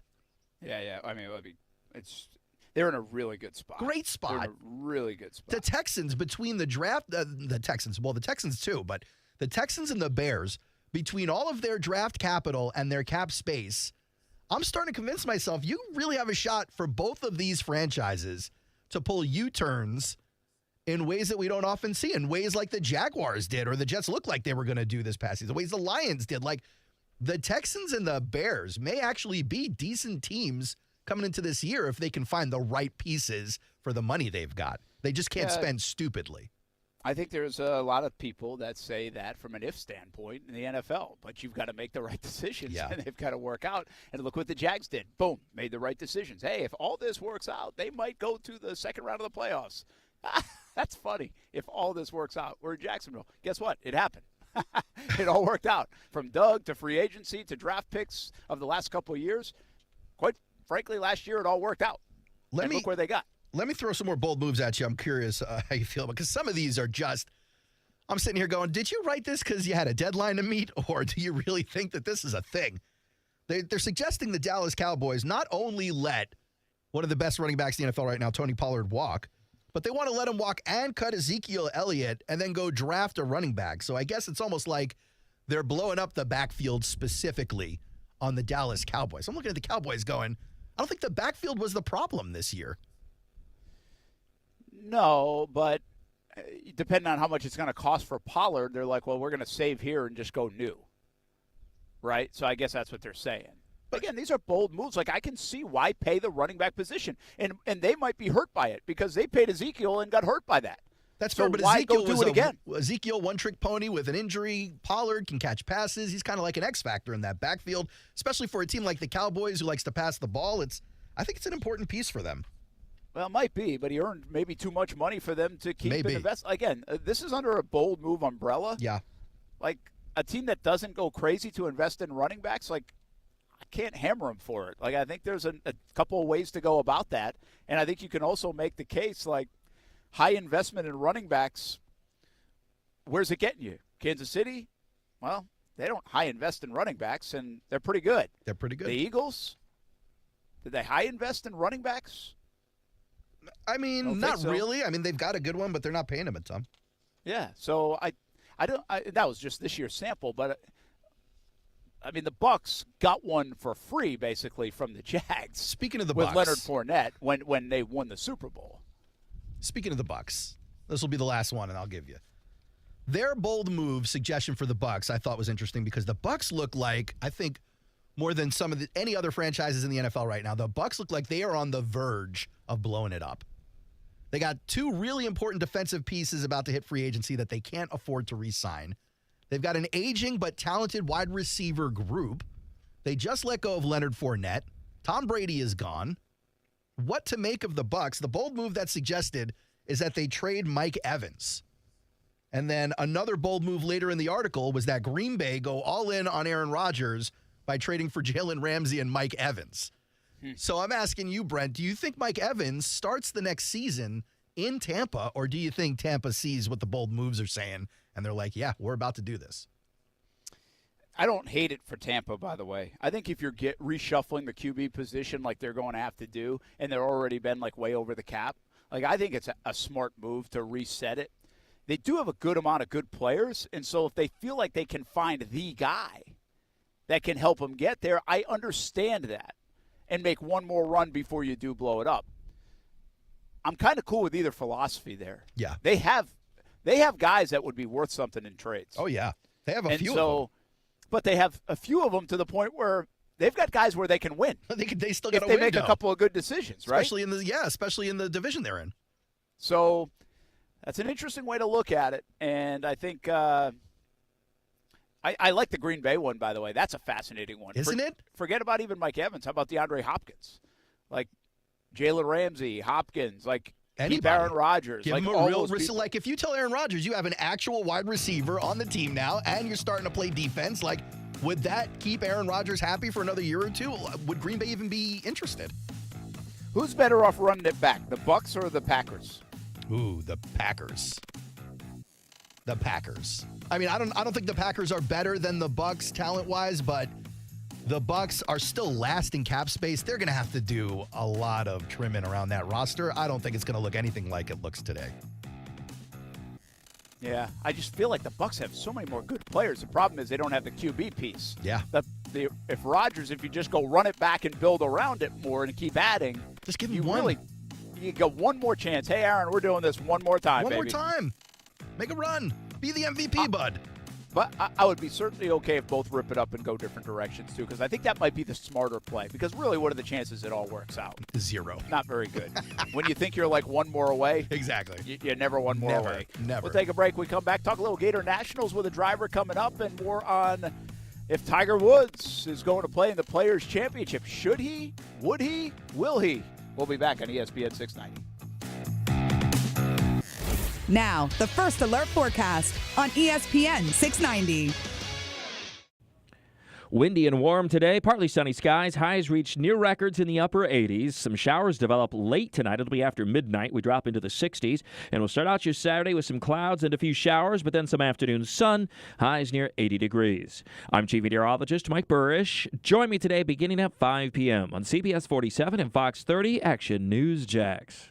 The Weather Center is brought to you by Beards Diamonds. Now get 0% interest for 5 years with nothing down. We've been in Jacksonville now for 15 years, and as you know and I know, we have to be ready for those hot days. And this time of year, the cooler temperatures, too. Need that AC working and then be ready to turn on the heat for a day or two. Bold City Heating and Air has us ready. They have for years. Can't say enough about their customer service. The communication, they are prompt, they are clean, they are good. Bold City Heating and Air, and right now, take advantage of their 0% financing on all purchases and just $97 for a tune-up. Be ready for the chilly weather and the heat. Bold City Heating and Air, boldcityac.com. Right now, American Window Products is offering the newest features in window technology with Ultra Dual Low E glass and insulated vinyl frames with magnet weather stripping on windows for an airtight seal to help reduce your energy usage. All at an affordable price. This exclusive offer is for a limited time, so act now to save big with 12 months zero interest financing. Schedule a free estimate at AmericanWindowProducts.com. American Window Products, the window professionals. Financing at time of sale for new orders only.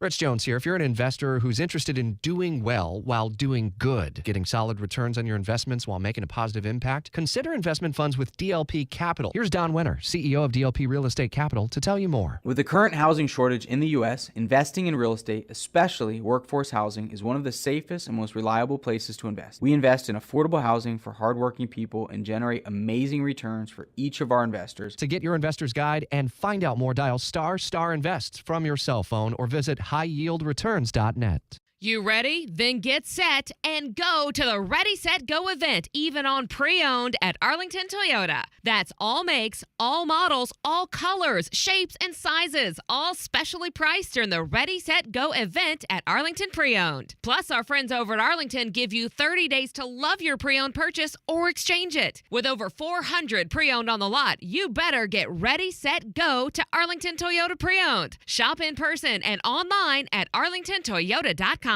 Hubbard House is the domestic violence center that serves Duval and Baker counties, providing free, confidential, caring resources for survivors and their children.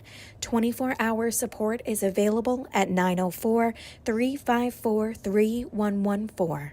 Survivor, you are not alone. Hubbard House is here for you. Call 904-354-3114. Hey folks, Dave Benyon here with Zero Res. I'm here today with my son Ammon. Ammon is the air duct cleaning manager for Zero Res.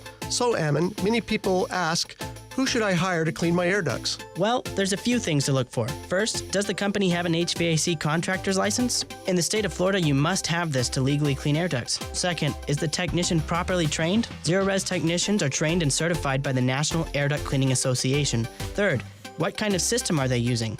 Zero Res uses the most powerful truck-mounted system in the industry that generates over 15,000 cubic feet per minute of air movement.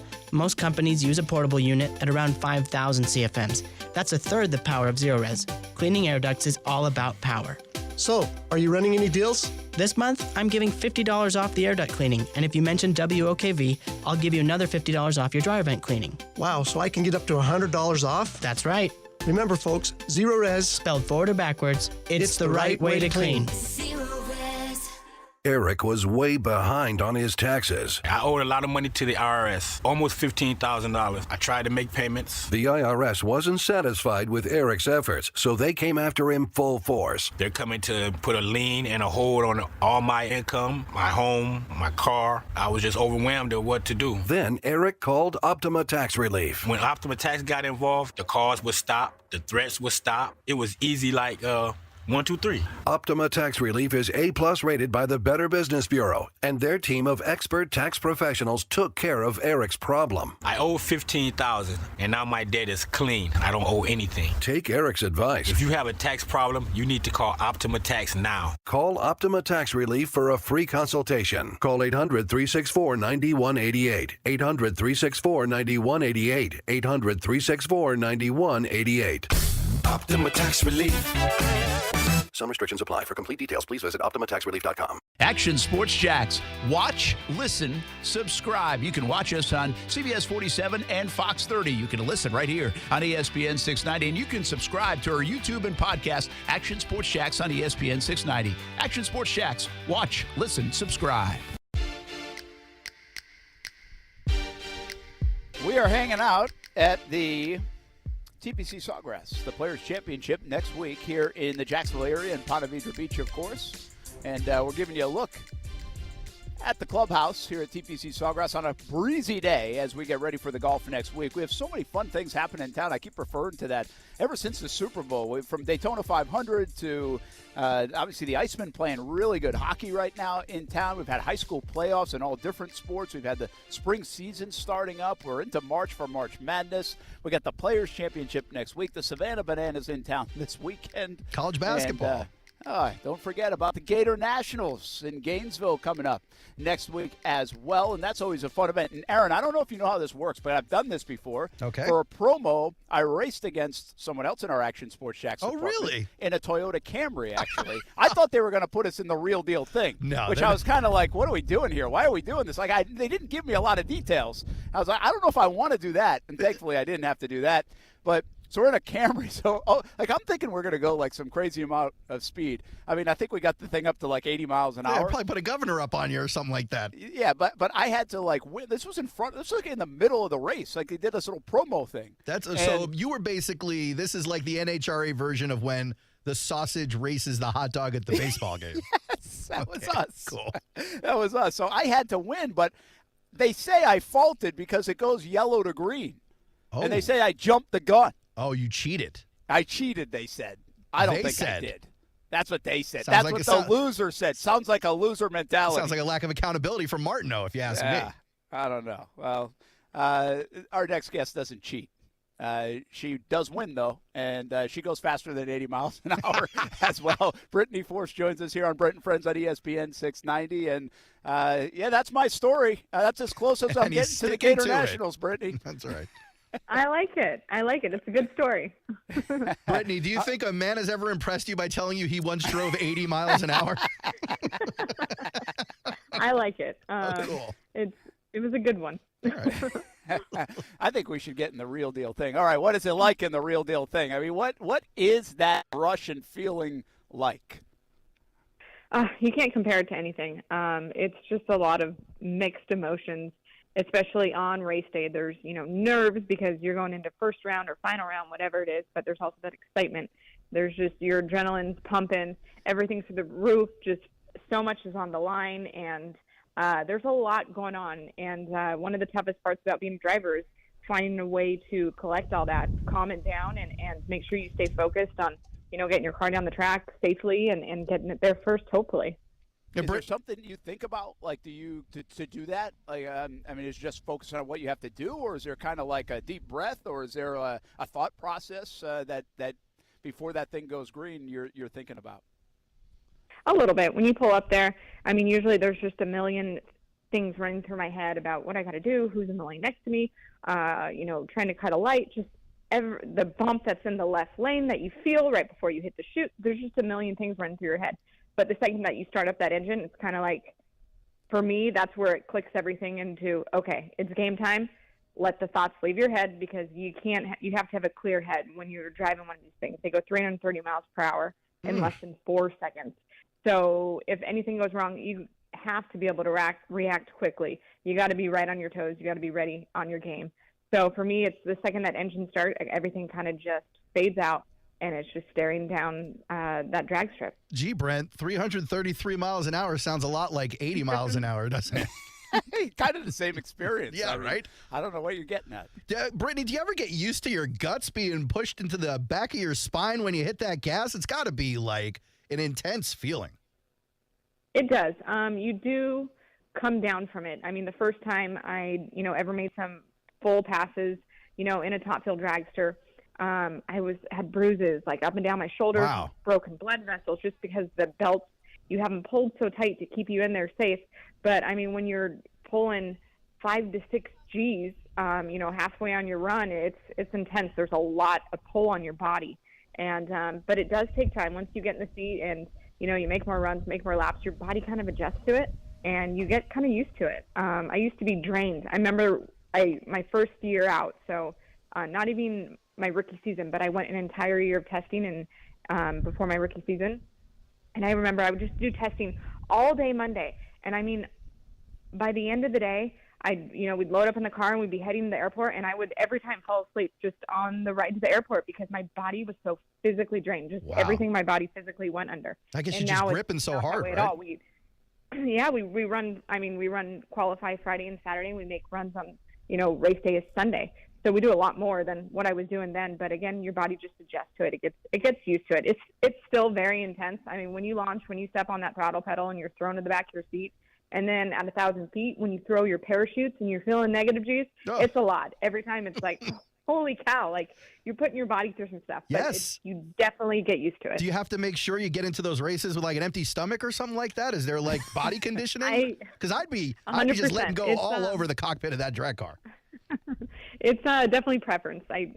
Every driver does it differently. I like to eat lighter. On race day, I'm very routine. I like a little bit of Greek yogurt with fruit and granola on it. I like to eat very light, just because you don't want to feel full, especially when you climb in there and you're pulling your belts down and you're reaching speeds of 330. I don't feel my best when I have a full stomach. I bet. It is crazy.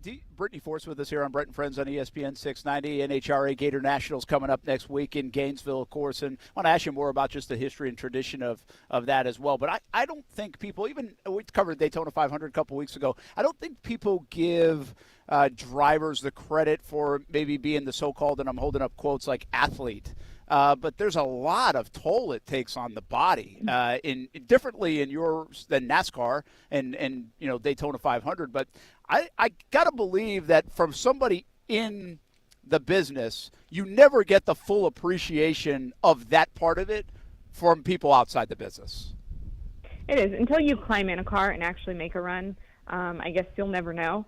It is a lot. It is a big mental game. That's probably the biggest of it, but it's also a physical game. Slamming on that throttle pedal and just getting on your brake at the top end. There's actually a lot going on. I mean, and the way you're reacting. If you hear the car do something, if you feel it drop a hole and it pulls you towards the wall, trying to keep it off the wall at speeds of 300. It takes a lot of body weight to be able to control a car like that.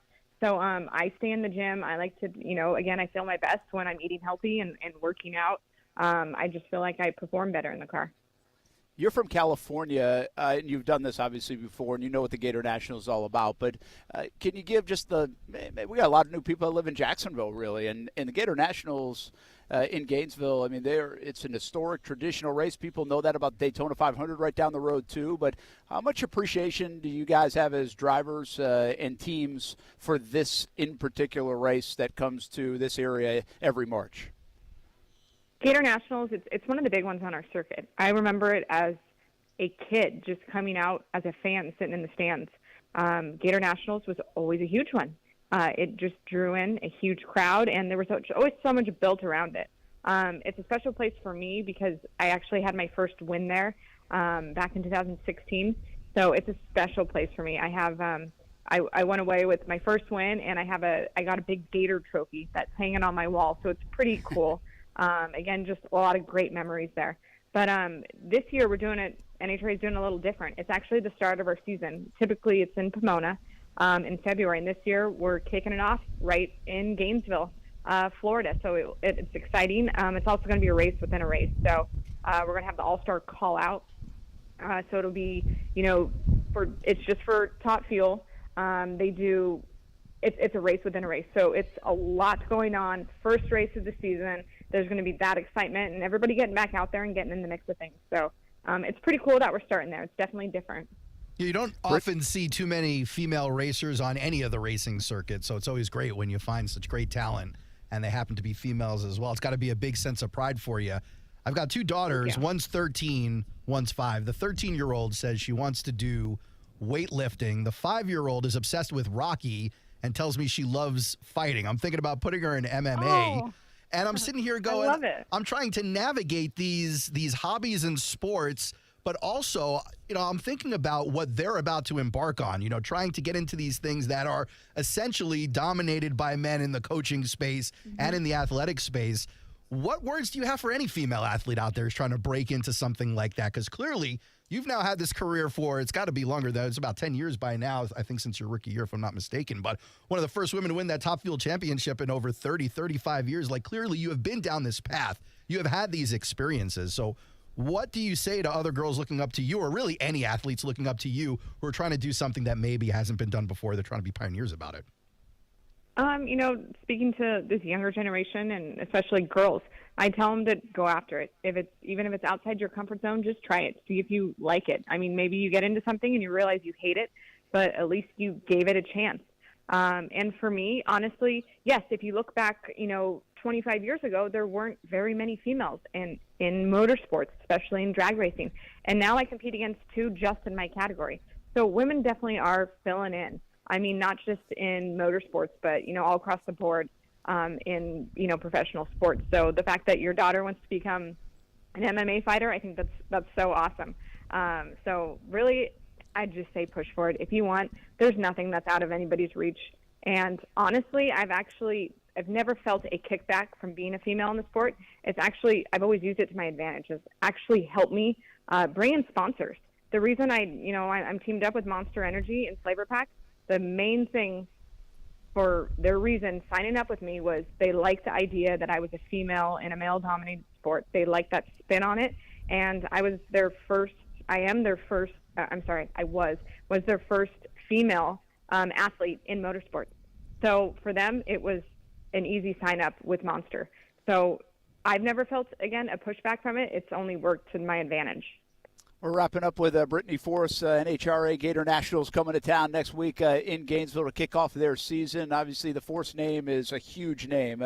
Even if you look at this sport on the periphery, I think the Force name, your entire family. By the way, are you like the biggest star now of the family? I mean, you're everybody else has accomplished a lot, but I mean, being a pioneer on the ladies' side, I know. But we have recency bias. That's my point here. Like, you got to Google your dad and YouTube stuff like that now. Now it's you. Thank you. He is such a character. He steals the show anywhere you go. If we go and do interviews together, he has to have somebody set a time for him because he will talk all the way into my time, and then our live show will be over, and I didn't get a word in. So he's very aware of he might steal the show. He means well. That's awesome. And again, your family has done so much for the sport. Do you have any other interests in diving into another vehicle or another sport or whatever is next? Like, what's next for Brittney Force? Or were you always, you can still stay attached and try something else, but do you have like this something inside that says, hey, I want to go see if I can do this too? No, for me, my career has been in NHRA drag racing, driving Top Fuel since 2013. I would never make a shift and try to start a career somewhere else. For me, this is what I love.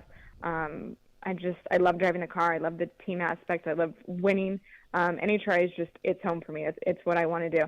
Now, trying other things for fun, that's a whole different story, but not on a competitive level, that's for sure. Are you? Have you gone skydiving, or have you? I have. Flown in a jet yet, or? Yeah. How else are you putting your life in danger on a Yeah, I daily want to basis? know what you're afraid of. Actually, that's what I really am trying to get at. Do you swim with alligators? Yeah, actually, alligators are terrifying. What am I afraid of? I have been skydiving. I've been wanting to go for years, and I went right around in like a couple years ago. I went. It was the coolest thing I've ever done. I will 100% go again. That was just awesome. But what am I terrified? I'm terrified of sharks. So I want to go cage diving to get over my fear. Wow, there you go. Good for you. All right. Jump in and get out and say I did it. Yeah. Hey, that's I don't kind of even know what if you that's do. What they call it, where they put you in a cage and drop you in the ocean with sharks. Yeah, That's what I want to do. Jumping in and just getting out, that's kind of what you do like every race, except you're not afraid of it. It's like 4 seconds at 330 miles an hour. Good luck next week at the Gator Nationals. Thanks for Thank taking you. a few minutes with us. We appreciate you. Of course. Thank you so much. That is Brittney Force, and again, that Force name is quite the force in Legendary. NHRA. Gator Nationals are cool, man. It's a good scene. Listen, it's not like an annual thing for me. I think there are things that are in town that I say this a lot in this area that are really cool to go check out. Like put on a little. I'm not sure they're necessarily bucket listers. For some, they might be, but they're just cool things that aren't far away. And Gator Nationals is a scene. It's a fun deal. And we got to experience it like that. That was a lot of fun when we did that. And what an appreciation for people that go 338 miles an hour in under 4 seconds. Exactly. I mean, how about that? She does that 338 miles an hour in 4 seconds, and she said skydiving was the best thing she ever did. Well, probably because she's done the racing thing a billion times. I know. I'm just saying, like, maybe I need to go skydiving because it sounds like it's pretty awesome. I am sure Casey would be in favor of that idea. I, on the other hand, happen to enjoy doing this show with you, so maybe you wait a couple of years. Really? Jumping out of planes, yeah. So you haven't done it. You wouldn't like to do it? My brother-in-law does it professionally. He joined the military to do it professionally. He loves it. And then my stepmother, when she was alive, she used to love doing it too. Got How a about family that? full of skydivers, Brent.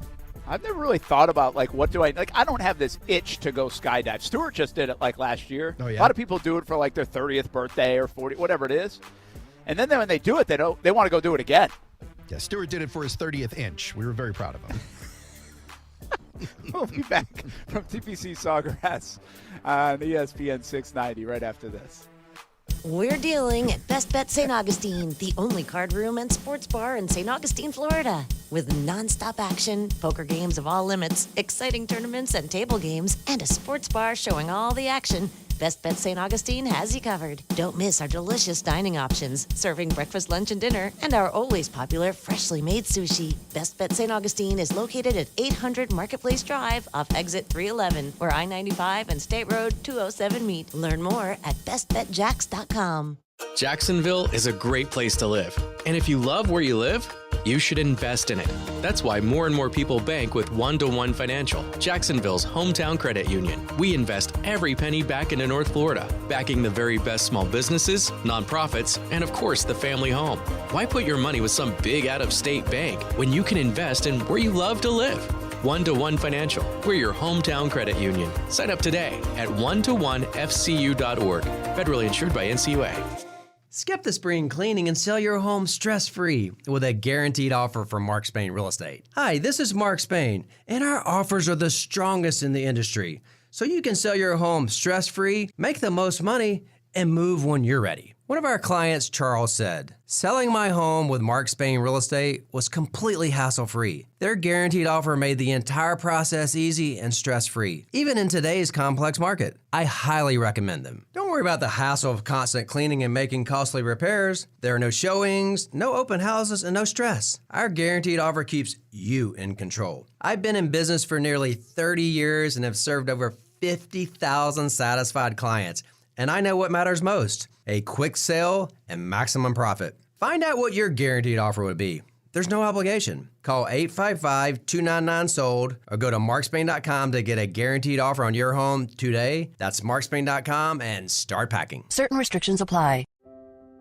For many servicemen and women, the battle doesn't end when they come home. And I know, because I too struggle with the invisible wounds of service. Pups for Patriots and Sam literally changed my life.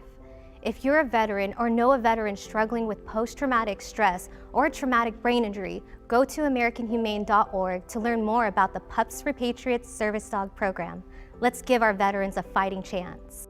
A message from American Humane. Could your business service more customers if you could just find the right staff?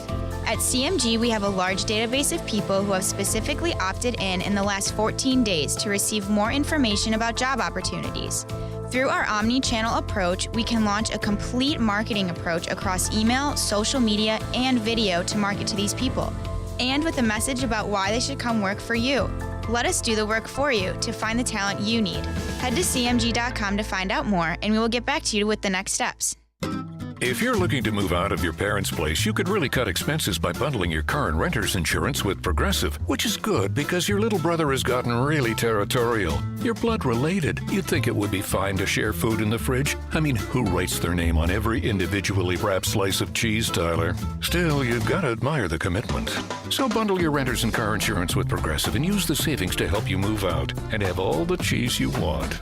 Progressive Casualty Insurance Company. Coverage provided and serviced by affiliates and third-party insurers. Finding great candidates to hire can be like, well, trying to find a needle in a haystack, but not with ZipRecruiter. Its powerful technology actively finds and invites qualified candidates to apply to your job. So while other companies might deliver a lot of hay, ZipRecruiter finds you the needle in the haystack. See why 4 out of 5 employers who post a job on ZipRecruiter get a quality candidate within the first day. Try ZipRecruiter for free at ZipRecruiter.com/free. That's ZipRecruiter.com/free.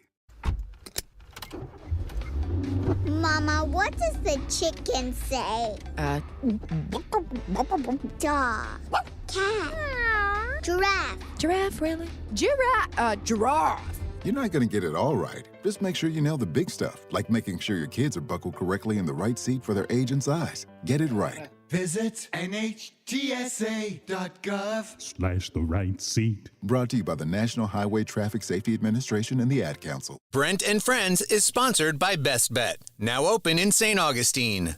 Injured on the job? It takes one phone call to take back control of your life. Anajar Levine will fight to get you the compensation you deserve. Call me, Glenn Levine, for a free consultation. 1-800-747-FREE. That's 1-800-747-3733. Main office, Jacksonville. You're invited to shop at the White Harvest Farms and Farmers Market every Saturday from 10 a.m. to 2 p.m. It's a market of fresh and affordable farm-to-table produce that comes from a 10.5-acre urban located at 4850 Moncrief Road. There's volunteering, classes, and farming demonstrations. Also, if you're interested in becoming a vendor or volunteer, call 904-354-4162 or visit the White Harvest Farms Eventbrite page. White Harvest Farms wants to be your favorite produce market. This initiative benefits the Clara White Mission. You've been diagnosed with type 2 diabetes. You have to carefully monitor your health for the rest of your life. And you have an increased risk of developing cardiovascular disease. Cut. Take 2. Action. You've been diagnosed with a new purpose: to fight for the amazing life you made for yourself. To look that risk of heart disease square in the face and say, no, not me. You've been given a new opportunity to live. Get started at NoDiabetesByHeart.org. It's transition time to the spring season on the campus of the University of North Florida. Busy time to swoop. Baseball, softball, tennis, beach volleyball, track and field. Something for everyone at UNF. Find the schedules, results, the stories of the student athletes, and buy tickets at UNFOspreys.com. Plus, be an Osprey supporter and help get scholarships fully funded at UNF. Giving Day is coming up on March 22nd. And check out the strategic plan of the future for UNF athletics. You can find all that at UNFOspreys.com. Discover how good your water can be with the new Connecticut softener and drinking water system. Connecticut's twin tank non-electric softeners are the most efficient softeners available, and their drinking water systems remove up to 99% of contaminants. This month, you can trade in any brand water softener and receive $750 towards a new Connecticut Premier Series softener. If you're not filtering your water, you are the filter. Don't be the filter. The experts at CGC Water Treatment and Plumbing will test your water for free and provide solutions that are right for you and your family. Imagine having clean, clear, purified water at your home. No more plastic bottles, no more waste, just great tasting, purified water that you can trust. Call 904-552-1242 or visit cgcwater.com. That's 904-552-1242 or cgcwater.com. Financing options available with approved credit. CGC Water Treatment and Plumbing are proud partners of the Jacksonville Jaguars, and I'm a proud customer of CGC Water Treatment and Plumbing, an authorized independent Connecticut dealer. Florida license number CFC 1428211. It's time for Supercross at Daytona International Speedway on March 4th, and ESPN 690 has your chance at a pair of tickets. Visit the contest page at ESPN690.com. You can also purchase tickets at DaytonaInternationalSpeedway.com. Are you ready for a great deal? Do you have your heart set on a new Toyota? Then go to the Ready, Set, Go sales event happening now at Arlington Toyota. Of course, at Arlington, you get Ready, Set, Go deals and more, like 30 days to love your new purchase or exchange it. Plus, every new Toyota comes with Arlington's lifetime warranty. That's unlimited time and miles. But you better shop now before Ready, Set, Go is gone. Don't wait. Shop in person and online at arlingtontoyota.com today. Hey everybody, it's Brent Martineau from Action Sports Jacks. There's a good chance you have a smart speaker, so use it with ESPN 690. Stay up to date on the Jags and all things sports by telling Alexa or Google to play ESPN 690. It's as easy as that. Make sure you listen weekdays 3 until 6 p.m. on ESPN 690. If you're experiencing domestic violence, Hubbard House is here for you. Access life-saving, life-changing resources by calling 904-354-3114. Today we decided to walk to school. At the corner, we waited to cross the street. The stoplight counted down. 15, 14, 31, 13. We took a left on Carroll Garden Street. Garden Street? Loud music was coming from a car. Danny's a smart kid, but he gets so distracted. There were so many other sounds, I didn't know what to focus on. Danny, Earth to Danny. Suddenly, he realized he forgot his homework again. I left my homework on the table. At the school steps, we hugged goodbye. I really hope he doesn't have another bad day at school today. When you can see learning and attention issues from their side, you can be on their side. That's why there's Understood.org, a free online resource for the parents of the 1 in 5 kids with learning and attention issues. Get personalized recommendations, practical tips, daily access to experts, and more. Go from misunderstanding to Understood.org. Brought to you by Understood and the Ad Council. Still overpaying for a razor? In this economy? Gross. At Dollar Shave Club, you can get a top-shelf shave at a regular shelf price. We've been hawking shaving products for years online, and we're excited to bring you the same great quality and low prices at a store near you. From high-quality stainless steel blades to super smooth shave creams, Dollar Shave Club's in the business of making your shave easier. Find Dollar Shave Club in the men's razor aisle. Getting your Dollar Shave Club razor wherever you want. Isn't that great? O'Reilly. Don't risk getting stranded with a bad battery. Let the professional parts people at O'Reilly Auto Parts test your battery for free. If it needs to be replaced, get up to a $15 O'Reilly gift card after rebate with purchase of select Superstart batteries. For power, performance, and reliability, choose Superstart batteries at O'Reilly Auto Parts. O'Reilly Auto Parts.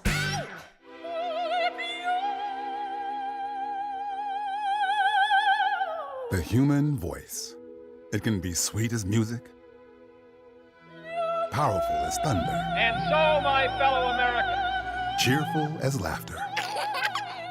But for millions of people, it can also be a sign of COPD.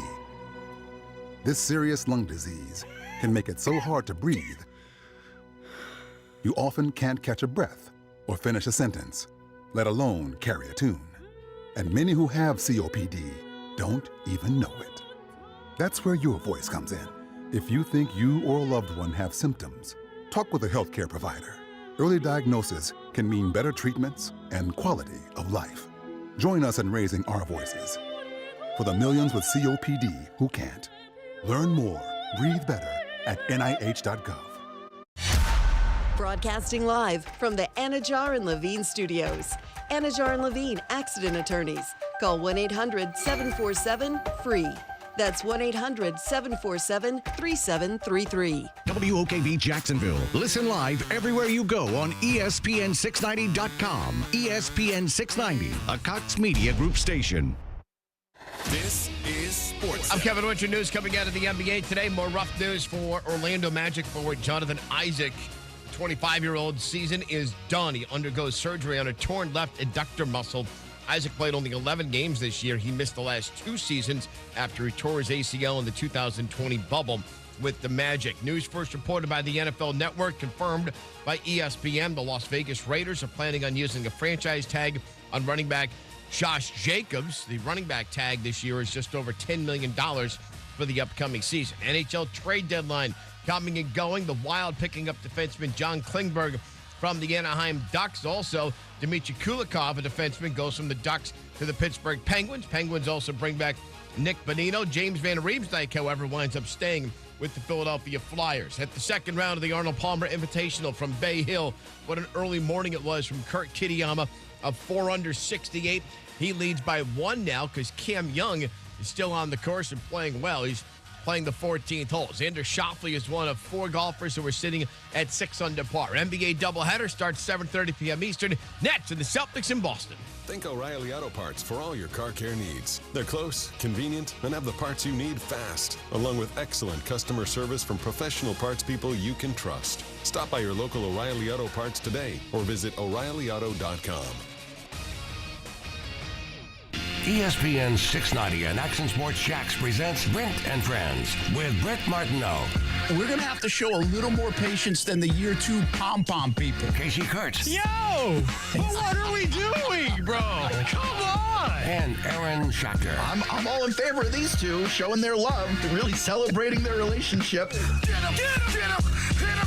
Hit him! Yeah! Boom! Jack! Boom! Yeah! Boom! Jack! Boom! This is Brent and Friends with Brett Martineau, Casey Kurtz, and Aaron Schachter on Jacksonville's home for ESPN Radio. ESPN 690.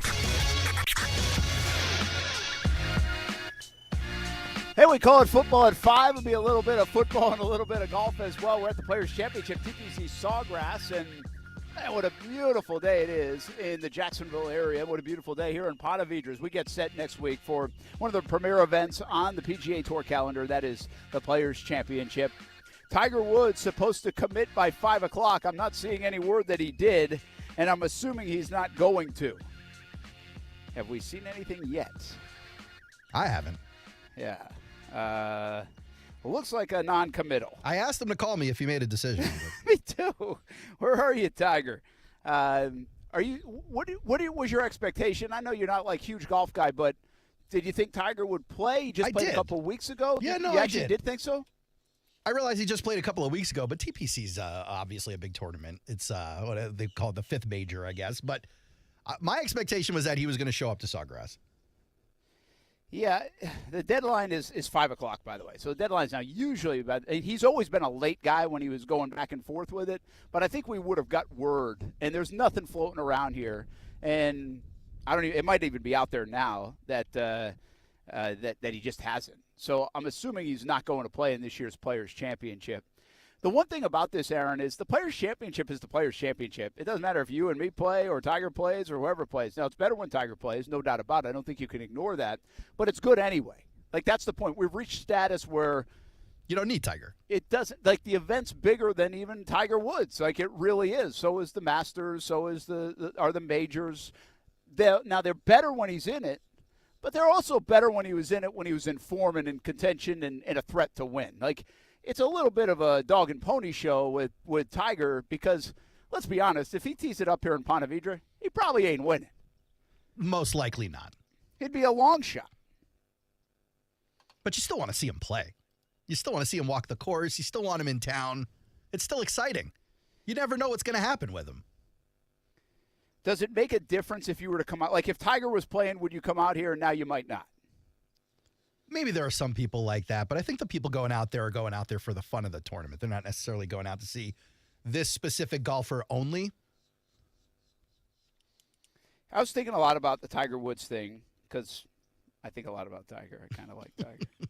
And I think I said this weeks ago. I've reached a point with Tiger, like, I used to, man, I hope he comes back. I hope he plays. I can't wait to watch him play. And now I'm like, I'm good with that. That's like, no big deal for you. That's me. Like, that's me on the couch, like, needed a therapist about Tiger. And, like, I'm good with it. Like, I don't need him here to see him maybe make the cut. Like, I don't need that. I really don't. Again, like, it'd be a cool story if he came, but I don't need it. So I'm thinking two different ways if I'm Tiger Woods. And this is what I was wondering. I did this on TV earlier in the week, and I think there's, on one hand, it makes no sense that he plays. Because he played one event, which was his event out in California. He's getting ready for the Masters, which is a month away. And why would you come to a place that sometimes has given you fits? Now, he's won 2 times, and he's got a historic career here as well, but it also has given him fits. So why would you use this course of all courses, a Pete Dye course, which can be tricky, to get in form for the Masters? I don't think he's looking at these tournaments like they're golf tournaments for him at this point. I think obviously that's part of it, but really it's also the development of his legacy and business and relationship with the rest of the guys on the tour and making sure that the PGA remains the PGA and isn't interfered with outside entities. So here's the deal. What you just said is part of it, and why I would say on the one hand I thought maybe he would play. And just to go back to your other part, I get what you're saying, that Tiger Woods' brand is bigger than winning golf tournaments now, and there's some other important factors.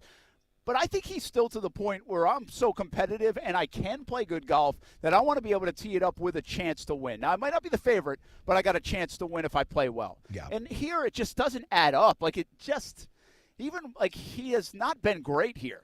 So do you think you'll ever see him at TPC again? Well, that's a good point, but save that one, okay? Because what I want to answer part of what you just said about the PGA Tour and its entities and everything else. Okay. This is why I thought Tiger might play. Tiger and Rory have really been kind of broad shoulders, chest puffed out against the LIV Tour. Oh, yeah. With PGA Tour on their side of it, right? So they have been two of the spokespeople. And so I thought, because this is the PGA Tour's prestigious event, that Tiger might be like, listen, this is where all the top names go. This is where the best field is in golf.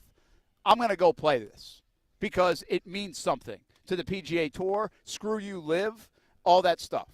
Like, that's where I really thought his head might be at, to say, you know, for the last year I've been on the PGA Tour side, I've been against the LIV, and I think this would show how much I am on the PGA Tour side by playing in our most prestigious event, the Players event. And I didn't think that was a responsibility of his. I just was thinking around it and like, well, that might be why he does play and shows up. And obviously it's not going to happen. He's not committed. The official field is now out. Woods is not off of it, yeah. Okay, so that is official, and he's not playing. So if he didn't play this year, now we ask the question that you just asked. Has Tiger Woods played his last Players' Championship? That'd be kind of sad, no? End of an era? At least for this event. Like, Tiger's got 10 more years of golf in him for in sure. Some capacity. For sure. I'm talking specifically for people here listening to this radio show, going to this golf tournament at TPC. It's kind of sad. You've lost Mickelson, whether he was good or not anymore, but obviously a big name from the tournament in years past. Tiger Woods, and it's all changing for you. I've read that his exemption from his Masters win in 2019 is up next year. I'm not great on the exemption stuff with the PGA Tour. Don't dive into it. But I believe I saw that. So next year he's eligible to play. Now, there are other ways to be eligible again to play. But if things were to stay the same, after next year he wouldn't be able to play again anyway unless he plays his way in. Yeah. So we really might, based on how his career goes from here, how much he wins. Yeah. Like, we seriously may have seen the last of Tiger Woods at the Players' Championship. I don't know. For guys my age, that's got to be like it's a little of a mortality reminder. It's like we're all getting older here. Time isn't stopping for nobody. It's really fascinating to that thought entered my mind. It's interesting you said it, but it just seems like he's too young for that, doesn't it? But it seems like it's a reality. He's 47. I think he's 47 years old. Him and LeBron have the same birthdays, in late December, which is wild to me. And obviously they're not the same age, but so Tiger's right around 47, I think. And I mean, he's got I wonder what the oldest guy playing in. I mean, really, this tournament, because it takes a lot the best field, you don't have a lot of old guys over the years playing. Like Jim Furyk would have been just about 50, I think, when he was in contention a couple years ago, because I think he would have been the oldest winner. I think he would have even topped Fred Funk, who won it. Funk is the oldest winner. I'm pretty sure. Yeah, I think Funk's the oldest winner. And so I then Furyk would have topped it, I believe, a couple years ago if he had won. He was like in second place and in the lead for a little bit. So this isn't an old guy win tournament. It's hardly an old guy plays in it tournament. Yeah. So Tiger Woods, if he doesn't play next year, there's a real chance based on the trajectory of his actual golf and what he said that he's going to basically play in majors and a few other events, that this one obviously isn't on his list and not on his goal sheet. And Tiger Woods may have played his last Players' Championship, and we never knew it. What would be kind of neat is if we do know he gets to play one more and it is his last. Well, then you know it'll be packed just for nostalgia's sake. Then he takes the victory lap, yeah. But you don't get that. See, you get that at Augusta. As a past champ, you can play until you're 99. Yeah. But you don't get that. Got to earn his here. way back in there, yeah. Yeah, you just don't. You've got to play good enough golf to get back in it here. So pretty wild to think of that in the finality and the end of it for Tiger Woods, that it's actually realistic. I don't know how probable it is. Have to dive into it a little more. I thought the door was open for him to play, but you could get some word around here today that they didn't have a good feeling that he was going to commit, and he obviously hasn't committed. So, listen, I don't think it's a big deal anymore when Tiger doesn't play here. I used to think it. I've seen this place rocking when Tiger plays, and it is different. But that's just a fact now. Like, you're not going to get that. Like, you got to remember that. There is nostalgia there. Hope you were there when he was in contention, making a move on a Saturday. Man, recently over here, he had birdied like 4 holes in a row, and the waves of people a few years back. Just filling in all the area. Oh, it was just amazing. It was a scene, like people running to the next hole to get – because I think they felt like we never thought we'd get Tiger back here again in this – like he had just made the cut, I want to say, a couple years ago, and then really climbed the board on Saturday and got himself in the mix for Sunday, and then kind of faded a bit. But like that Saturday was buzzing again, and we've been to many a tournament now here at the Players' Championship where Tiger's in it and Tiger's not in it. And there is a difference, but that's at any tournament. That's just Tiger Woods. That's got nothing to do with tournament, nothing to do with the field, nothing to do with golf. That's just Tiger. That's the Tiger impact. So Tiger Woods won't play in the 2023 Players. I just don't feel like, while it's a headline because it should be, because he could have played, I don't think it's this mega surprise headline that he's not playing. All right, we have some tweets left over. Football at 5. Let's hear some things going on in the football world that we can get to on, old social media. What do you have for us there? Well, we start at the Combine, as we've done all week. This is from Next Gen Stats, Brent. The official results for the 2023 Defensive Tackle Combine class are in. It's a position I think the Jaguars are very interested in.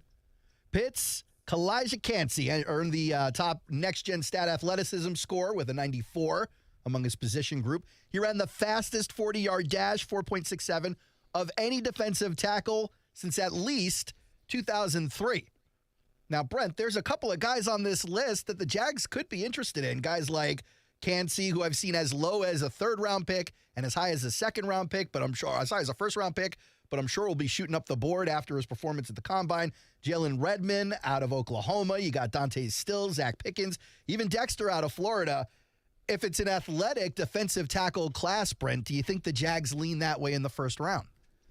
Yeah, they really could. It's a good call. I like defensive tackle for the Jags. What was interesting when I liked it the most, even more than corner, by the way, and I thought this was a Trent Baalke kind of way to go, 24, first round. He likes big guys. I thought they would have gone defensive tackle. What changed my mind on the defensive tackle class for the Jags is the fact that they re-signed or extended Roy Robertson Harris. Yeah. I thought if they lost Robertson Harris, it was not a shoo-in, but I would have debated all draft season that they would have picked defensive tackle instead of corner. Yeah. I think that's where they would have gone. Now I just think it's so glaring they need corner, but you got to be careful at need and to just pick need. If there's a really good player at defensive tackle, I'm okay picking him because Fatukasi, Where were you? What do we know after this year with Fadakasi? Yeah. And even start looking toward the future, getting the defensive tackle, getting some of those bodies, getting some of those rotation guys, still important. And, by the way, it might still be important for the Jags. Devon Hamilton will go into his last year on his contract. Also, you're not bringing back maybe DeJuan Smoot or Gotsis. You need bodies. So I still think at 24, they could get themselves a player that plays quite a bit. Maybe not as much as that slot corner, but a player that plays quite a bit in the defensive tackle last position. year it looked like they were looking to find someone in a guy like Foley Fadakasi who could just take up space in the middle. It really seemed like they were focusing on stopping the run with this defense this year. They really wanted to be run stoppers first and then, get after the quarterback second, and I think they actually did a good job of stepping up from at least last year.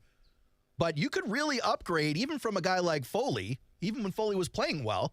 If you got a guy who can take up space and is quick on his feet, if you turn the speed up on that defensive line, I think you'll see some real damage done for the Jaguars this year. Yeah, listen, the thing about defensive tackle and defensive line especially is people want 8. Teams want 8 of them. Like, we think starters. That's not it. You guys brought it up the other day. Guys like Smoot and Gotsis and Key, they really made the Jags effective on the front because they could be fresh and rotate guys in. What we needed more of in Jacksonville is more impact from guys like Trayvon Walker and even sacks from a guy like Josh Allen, even though I think he had a lot of impact on football games. The Jags still need that. They might lose Key, Smoot, Gotsis, and others. So just because they don't need him as a so-called starter, don't sleep on defensive tackle. I think if the better player on the board is defensive tackle, I'd be more than willing to go there if I'm the Jacksonville Jaguars. Yeah, agree. Well, let's go next to New York because we've been following along with the Giants' contract saga, specifically with Daniel Jones. At first, we heard Daniel Jones was looking for a decent-sized deal in the neighborhood of $30 to $35 million. Then Daniel's camp or someone from the Giants came out and said, oh, no, he's looking for closer to $40 million. Now this from Pat Leonard at the New York Daily News, a paper out in New York. He's reporting Daniel Jones reps are seeking more than $45 million per year as the Giants work daily on that new deal, Brent. So the Giants staring down Daniel Jones at what, $47 million a year, and then, maybe they throw the tag at Saquon Barkley. Is Daniel Jones just trying to get a tag thrown at him? What is he doing here? I guess. I don't get this. Again, this is rumor, and you put a lot out there if you're the agents, and why not, right? Why not inflate it? Whatever. The real deal. The people at the table know what's going on. I don't know what's fully going on. And I also saw today, there was another report out of the Combine. I forget who it was. Apologies. But someone from, that covers the Giants, they said it's actually could be done here in the next couple of days and with a 4 in front of it. Now, they didn't say 45 plus, 46, 47. They said a 4 in front of it. So could they settle on $40 million or something like that? Here's the thing. It's not my money, so I really don't care, and I always say that. And maybe there's a friendly way to get out of a deal. But if I'm the New York Giants, I will continuously say this. We lived through this in Jacksonville, and I was a believer in Blake Bortles. And I've been a bigger believer around here than anybody else in Daniel Jones. But I'm still saying stop the car, Giants, and look down here what happened. Seriously. We gave Blake Bortles in Jacksonville just a 2-year deal worth like $27 million at the time. It wasn't even a bad deal, and it didn't work. Now, what the Giants failed to do, what the Jags did, I think did the Jags pick up his 5th-year option? Maybe they didn't, so they got stuck here too. Because if you don't pick up the 5th-year option, then you got to get something done. And that's what happens to Daniel Jones here. So I get there's like a growing market for the quarterback dollars. I understand they're inflated more than our eyeballs want to even adjust to realize. But you better do something that's friendly to the organization to be able to get out of after this year. Because I'm not sure he's done enough to prove it that he's a $40-45 million quarterback for the next 3, 4, 5 years, if that's kind of the contract you're giving him. You're crazy. Sure? No, he hasn't done enough. I feel pretty confident he is not that guy yet. Yeah, but listen now, there's some debate on Jones to say, listen, he played well, and he had nothing around him, really, other than Saquon Barkley. That's a fair statement. He had no receivers. Brent, you're talking about making him the second or third highest paid quarterback in the league. Yeah, but I don't think you can look at it that way. Why? Listen, I don't care if it's 46. See, I don't look at it that way. To me, it's $46 million or $40 million. It's still the same conversation for me. It's a lot of damn money for a guy who hasn't proven it more than a year.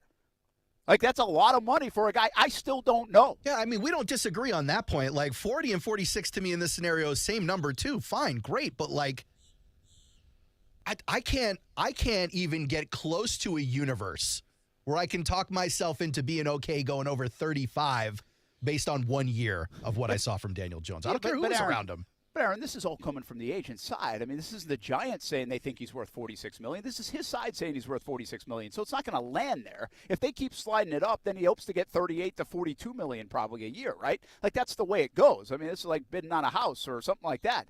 Like, that it's not going to land at $46, $47 million. So, but it might land at $40 million. And if it lands there, I still think it's like astonishing because he hasn't done enough to say, this is my guy going forward, if it's like a 4-year deal. Now, if it's like a 2-year deal, I can live with it a little better. If there's a real way to get out of it after 1 year in case he doesn't do it and I want to move on, then that's totally different. Because I don't care if you've got the money to give him. If it's a rental, try who it cares? again. Oh, yeah, sure. That's fine. It's It basically becomes a gap year. Yeah, it's an expensive tag at that point. That's fine. By the way, back to Bortles for a second. They did exercise the option in 17 and then re-sign him in 18. See, that was really a dumb move.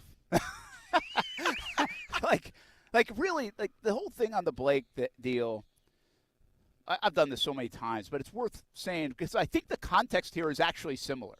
Now, the difference is the tag. The Jags could have let him play on the tag, but the Jags were so concerned about how you do business and what does it look like and everything else that they didn't let the tag just fly. And they should have because they would have been a winner if they did that. The Giants, they didn't pick up the tag. And I'm not saying they should have based on what he had done leading into this year, but they didn't, so it put him in a hole once he played well. They have to now do something like this, whatever this looks like. The one thing I'll say about the Jags, though, still, like the people in the organization, they miscalculated.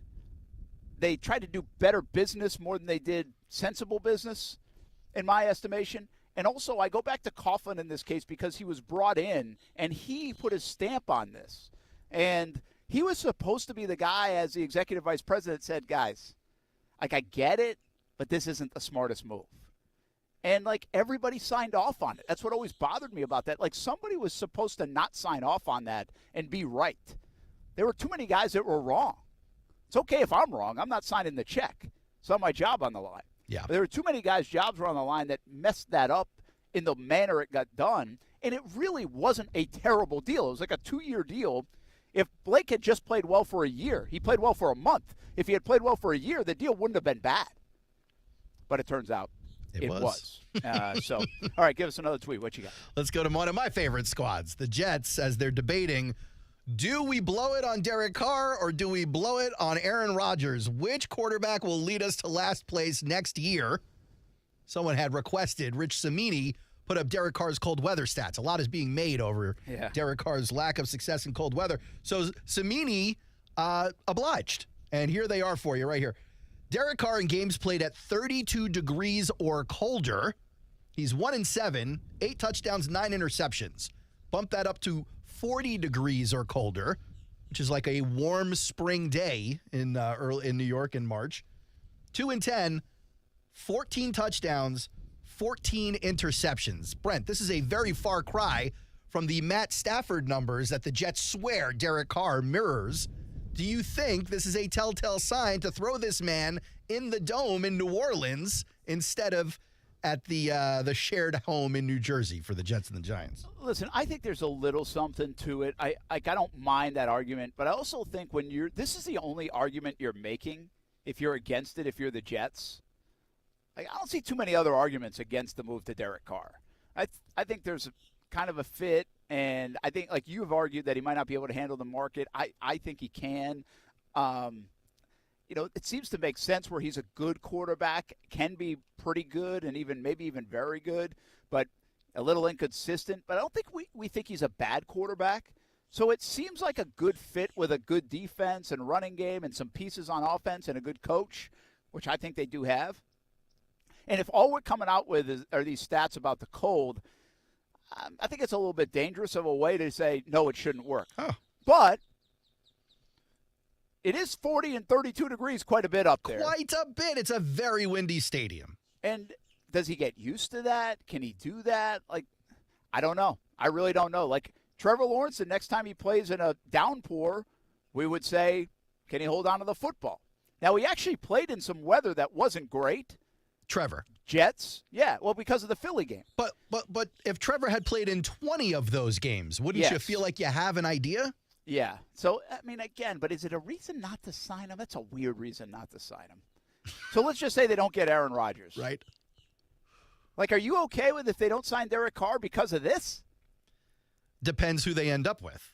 Well, yeah. Right? Like, okay. if they end up with Jimmy Garoppolo. They end up with Ryan Tannehill. If they end up with Ryan Tannehill, I would have rather them go get Derek Carr. If they end up with Jimmy Garoppolo, chances are I'd rather you go get Derek Carr. But if you miss out on Aaron Rodgers and you turn to Derek Carr and you're like, hey, Derek, start packing your bags. We're going to give you a call in a couple of days. You hang up the phone and then you go, tee-hee, just kidding, I'm going to call Baltimore. And then you throw the kitchen sink at Baltimore for Lamar Jackson. I'm on board. I'm on board. Yeah, it would just be a different way to do it. Like, how do you do it, right? You mortgage the future. Send it all. Give him the LA Rams treatment. Go all in on a Super Bowl. Win it.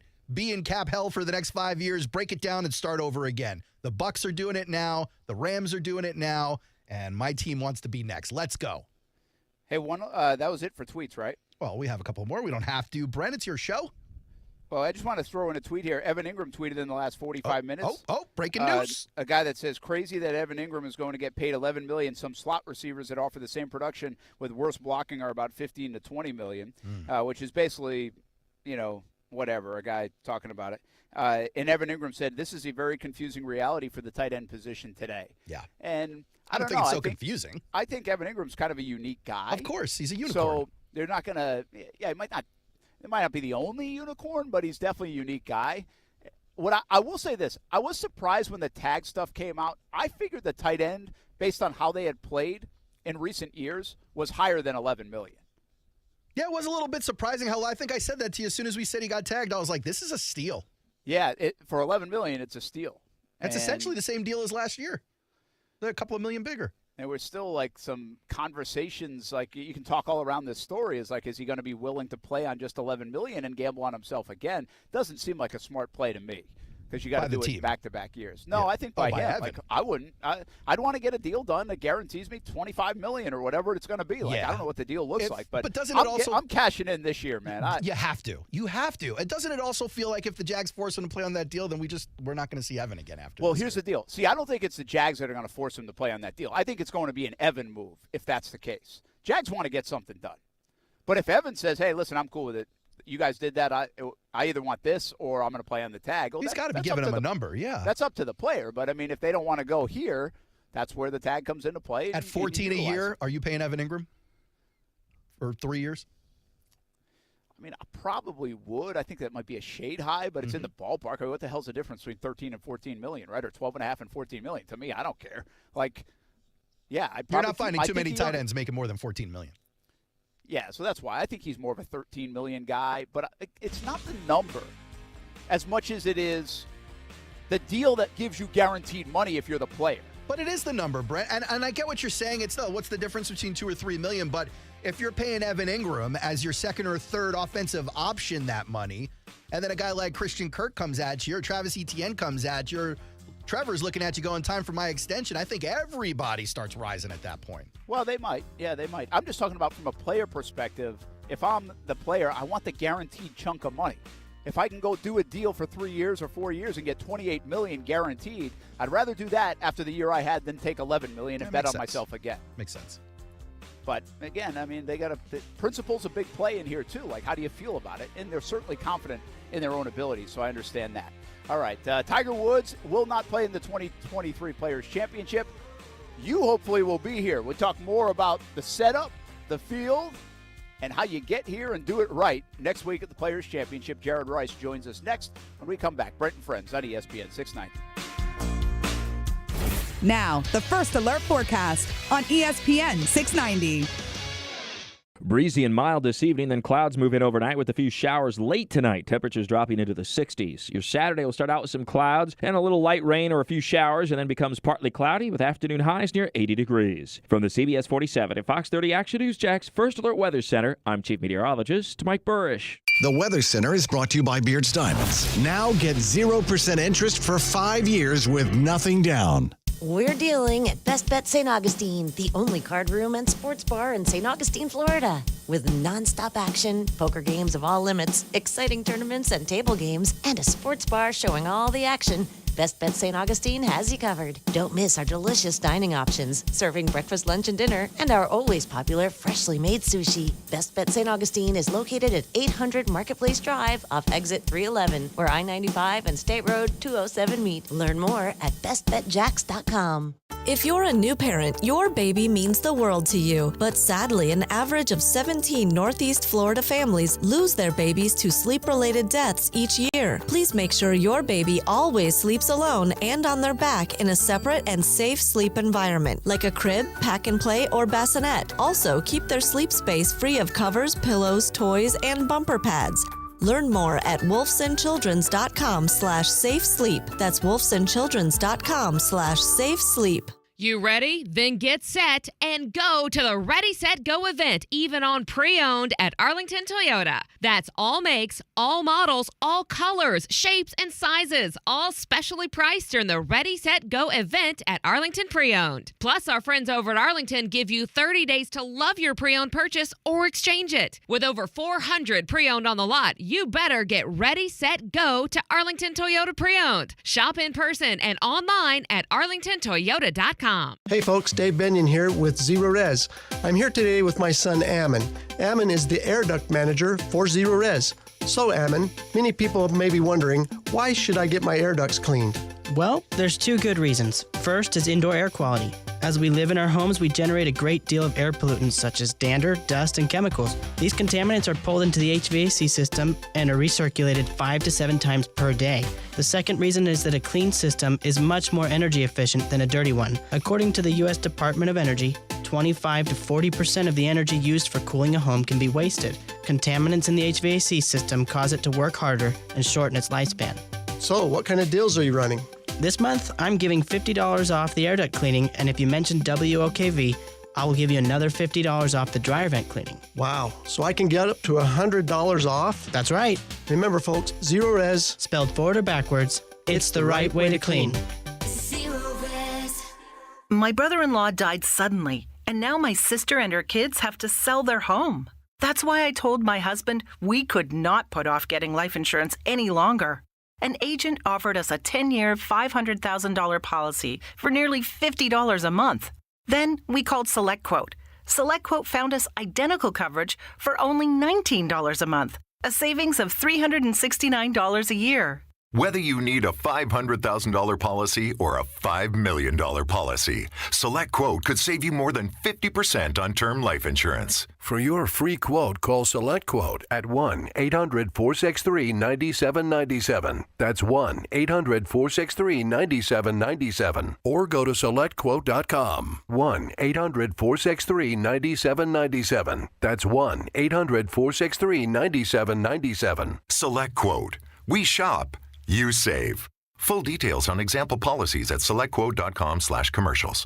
Bundling and saving with Geico is an easy choice, so you're free to ponder life's big questions, like what's the best animal in the world if not humans? I'd strongly consider ducks to be somewhere up there on the list. Think about it. Ducks can swim, ducks can fly, and ducks can walk on land. They have access to all terrains. They are the ultimate animal. And they wiggle their butts when they walk, which is funny. Yeah, ducks are awesome. End of story. Bundling and saving with Geico. It's an easy choice. I switched to Boost Mobile and got a free Samsung Galaxy A23 5G phone. Want to know the best part? It was free? Nope. The fact that it's on America's largest 5G networks? Nope. It's the ding. Oh yeah, love the ding. Right? It's all about the ding. It's the dingarooski, the dingaroner, the ring-a-ding-ding. Unleash your power to save with Boost. Get a free Samsung Galaxy A23 5G phone when you switch. Boost Mobile. Unleash your power. And the ding. Limited time offer. New customers only. Available on select networks. 5G not available everywhere. One device per line. Tax excluded. Additional restrictions apply. See your local Boost Mobile store for details. Listen to ESPN 690 anytime, anywhere, on any device. Whether you're at home or on the go, get the latest on the Jags, FSU, the Jumbo Shrimp, and Action Sports Jacks on Odyssey.com. That's AUDACY.com or on ESPN690.com.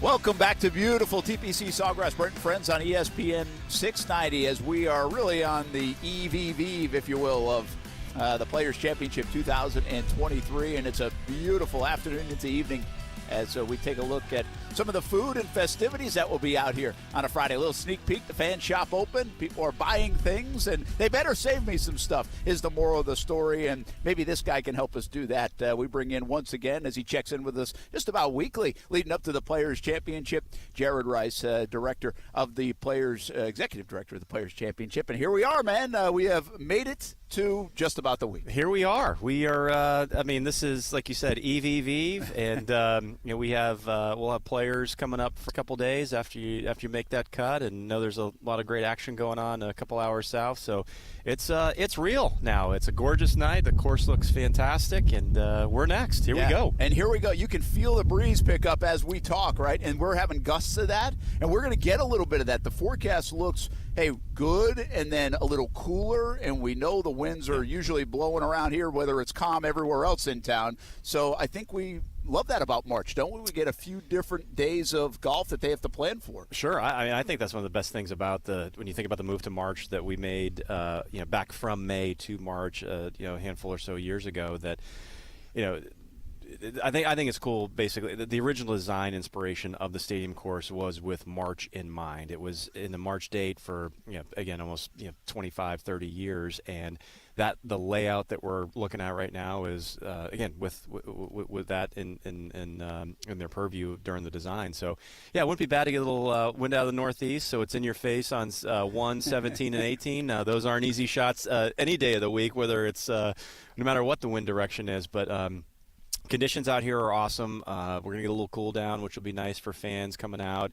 And, you never know what March brings. So plan ahead, come ready for anything. And this is our week. Whatever we got. And I know we'll show up and make it great. Well, we know the field's going to be awesome. And there's the golf part of it with the weather and everything else. And there's some hot golfers going right now that are coming into this thing. And we'll see how Bay Hill finishes up on the weekend. But let's talk a little bit more about the golf course, because every time we talk, and we were out here a few weeks ago playing it, and now we come out here again, and everybody's like, my goodness, it looks fake, has been the term. It looks so good. And actually somebody asked me, I was like, well, why does it look so? It always looks good. It's always looked good. I've been here 15 years, and this place always looks good when the tournament's coming on. In fact, I always have said this place was made for HD television, and now 4K and 8K and every other K, right? Exactly. But why does it feel? Are people that know the know? Are they saying it looks even greener and better than years past? Is that actually a thing? Well, Jeff Plotz, our lead superintendent, head of golf course maintenance, he's done an awesome job. He's got a great team, and he is a scientist by trade. And it's awesome. He has said before that the ground here is a plant. It's a living, breathing thing. And he grows grass. He talks growing grass, and that's what he does. He does it really, really well. And, when you think about the visual of it all, in our May date, and think about our own homes in the summertime, grass down here is not this vibrant northeast rye, bright, emerald green. It's different. It's more yellowish or brownish. So although the course looks great in July, August when it's, Bermuda, this overseed is just absolutely popping right now. Cool nights, warm days.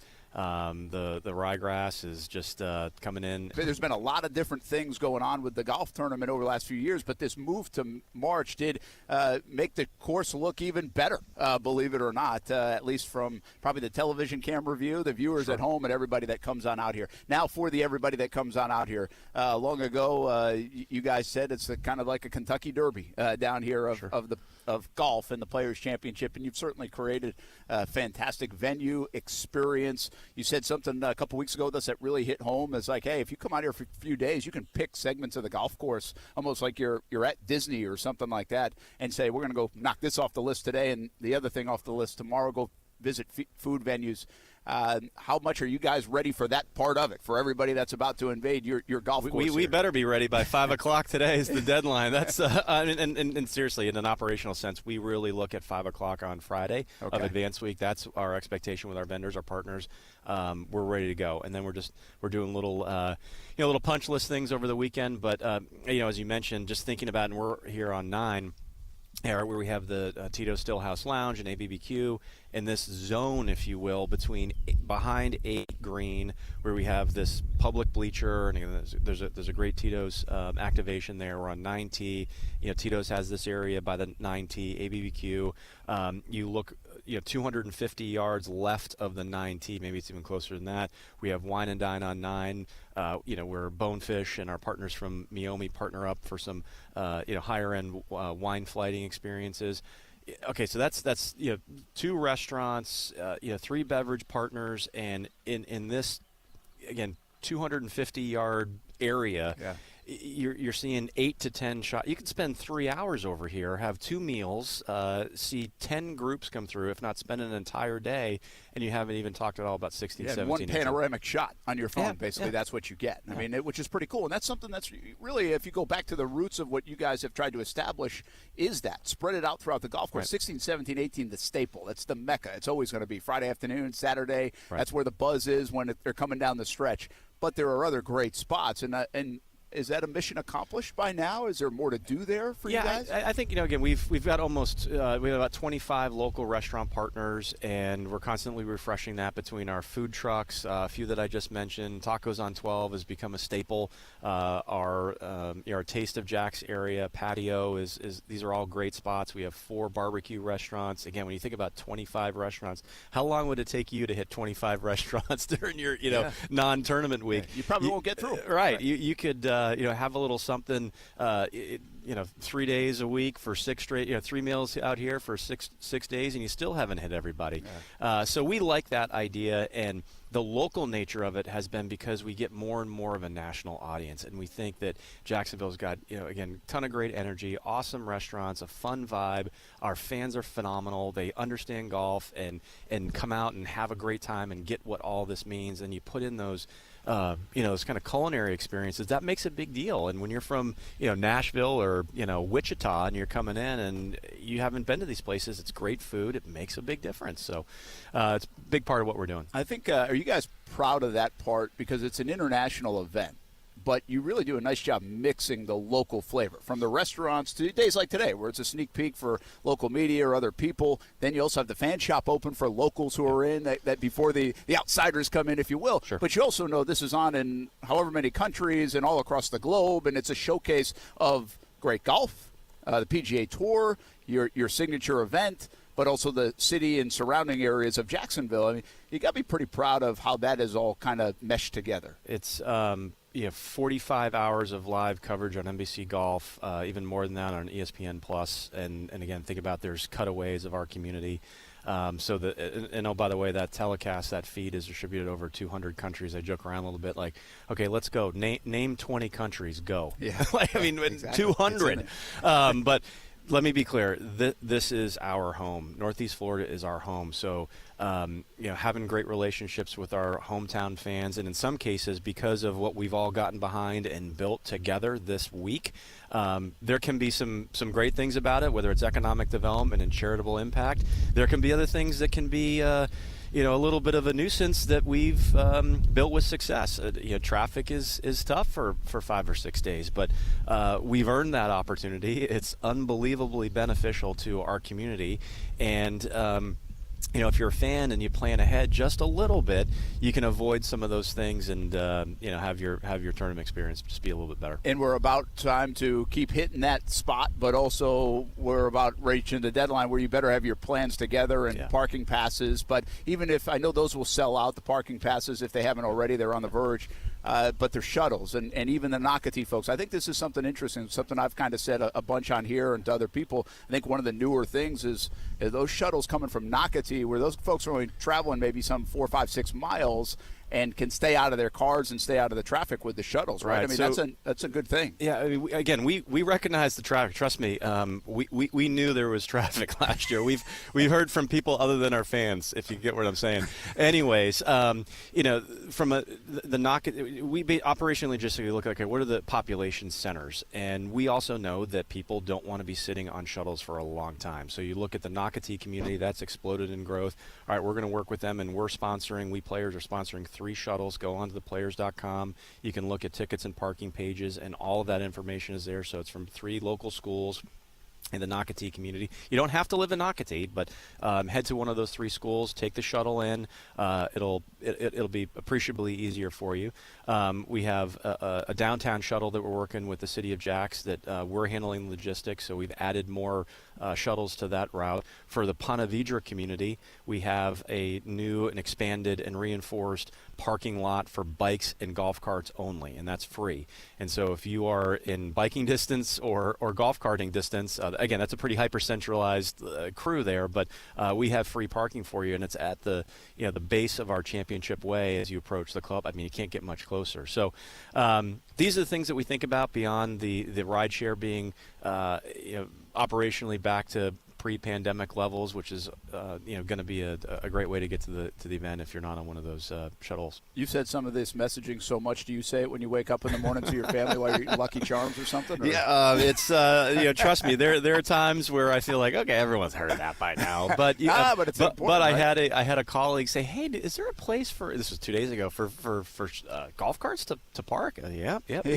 So the other thing I've said to our staff a few times is that you say these things 5 times, and it may be the first time someone hears Absolutely. it. So we appreciate the opportunity to do this because it is a great public service, and we want our fans, our local residents, to come out here and have a great time. And we've invested a lot in it. The infrastructure and improvements we've made to the property. There's resources that have been put into that. So we want you to use it, and we want people to know about it. Jared Rice, Executive Director of the Players Championship, on the verge of the Players Championship 2023. Last one for you. The fan shop opened today, and so folks got a chance to go and buy some stuff Saturday, Sunday as well. And so that's an opportunity, but also how has that worked out? Because that's just about a few years ago now. I think you started that. Has that been a good thing? It's been fantastic. Again, for locals, 10 to 4 tomorrow, 10 to 4 on Sunday. We've got local food trucks. We're doing a blood drive. We've got community workouts with Noble. These are ways to come out here and get engaged. And if you're looking for some great gear and want to make sure you get the cool stuff that may sell out later in the week, it's an opportunity to do that. Skip the lines. You don't have to worry about again kind of the madness of Friday. It's just something that we felt like is a good opportunity, and there's been a lot of people taking us up on it. Well, congrats to you and your staff heading into another 2023 Players Championship. Appreciate all you guys do for around here for us, which also in turn helps the viewer and the listener and everybody else have a great experience next week. Jared Rice, have a fantastic week. Good luck to you. And we will be back on Brent and Friends on ESPN 690. Put a bow on the show. What did we learn today? What did we learn this week? Heading into the weekend next on ESPN 690.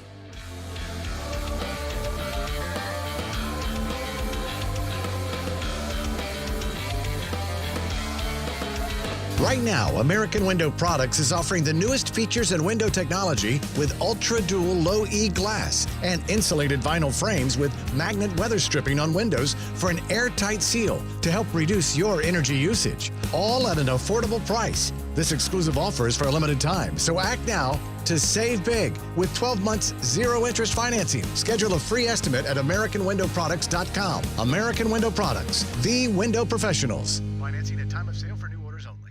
Daytona Supercross is more than the race that defines careers and the sound of revving engines echoing in your ears. It's more than the brutal competition on the gnarliest course that I've designed to date. It's your heart thumping from being closer to the action than you've ever been before.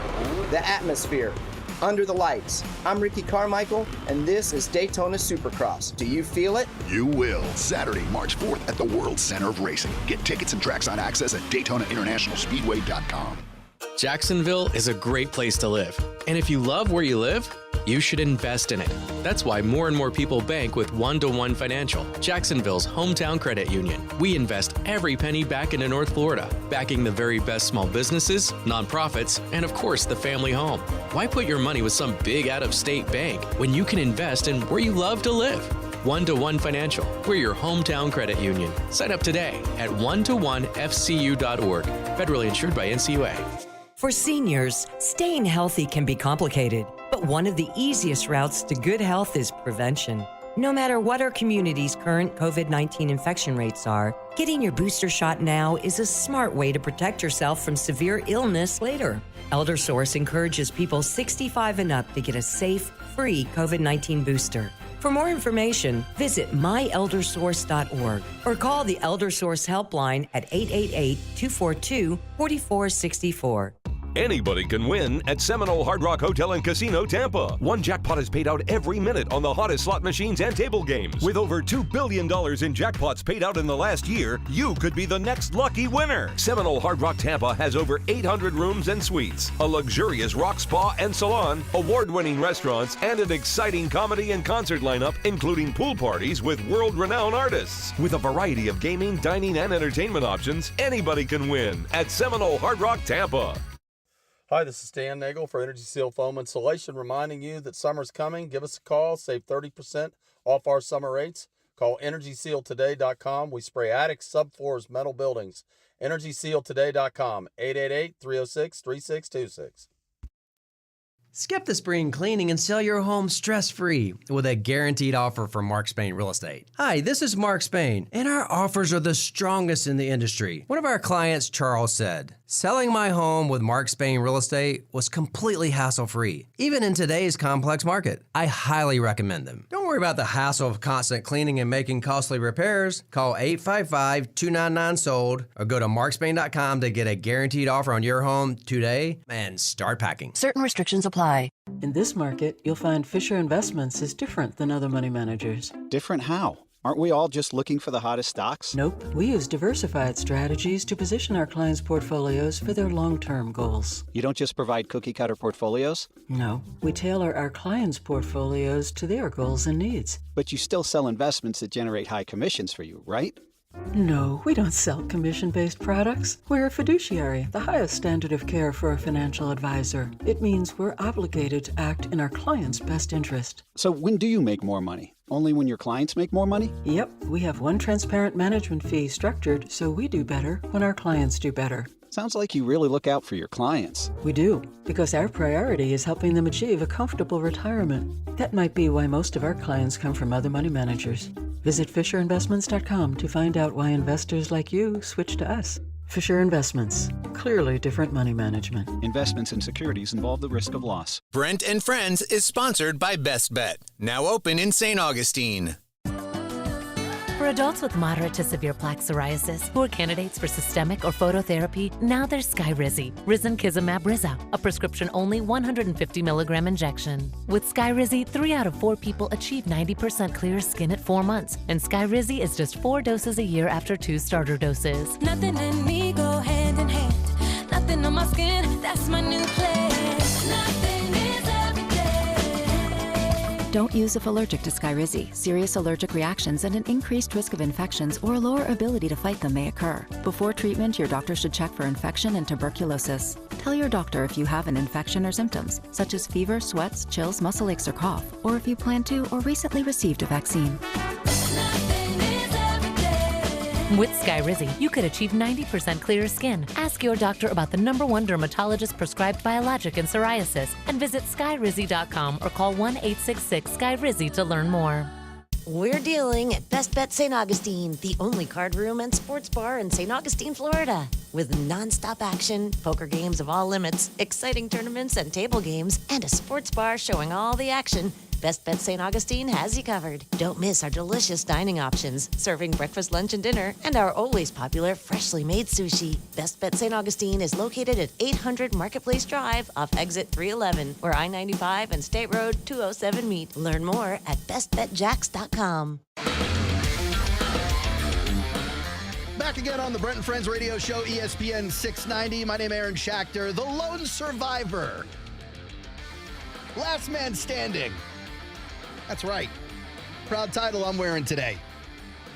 Brent Martineau getting ready for the weekend out at TPC. It was a gorgeous day. Special thanks to the folks out there hooking us up with all the access, all the interviews.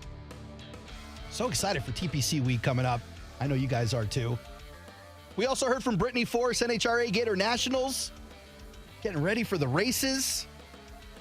That was a great time too, man. She is something else. Go back and listen to that one on the podcast, wherever you get your podcasts. Check us out on the YouTube stream, Twitch, Facebook. Find the show everywhere. Just want to mention, if you're a basketball fan, want to listen to FSU basketball, I know it's been a struggle so far, but FSU basketball back tomorrow. Coverage starting at 11:30, tip-off at noon. And that's not it for basketball tomorrow. Don't forget, we got NBA action later in the evening. 76ers versus the Bucks. Big time Eastern basketball. 8 p.m. is when the coverage starts on that, right here on ESPN 690. And then it all culminates Monday. We come back on the show, Brent and Friends. And then the boys are back Monday night for no gate fees. Oh, yes. The show has finally arrived. Brent's been looking forward to that one for a long time. We're going to be there to support him. Hope you could join us as well. It's been a great week. Brent and Friends radio show. Thank you for joining us. As always, it's appreciated. What did I learn today? I learned that Stewart, instead of going on his 30th birthday milestone for jumping out of a plane, he went on his 30th inch milestone. So congrats to Stu on that. Congrats to everybody. Congrats to you for hanging with me today. I know that also, too, may have been a struggle for you. We'll see you on Monday. Have a great weekend, folks.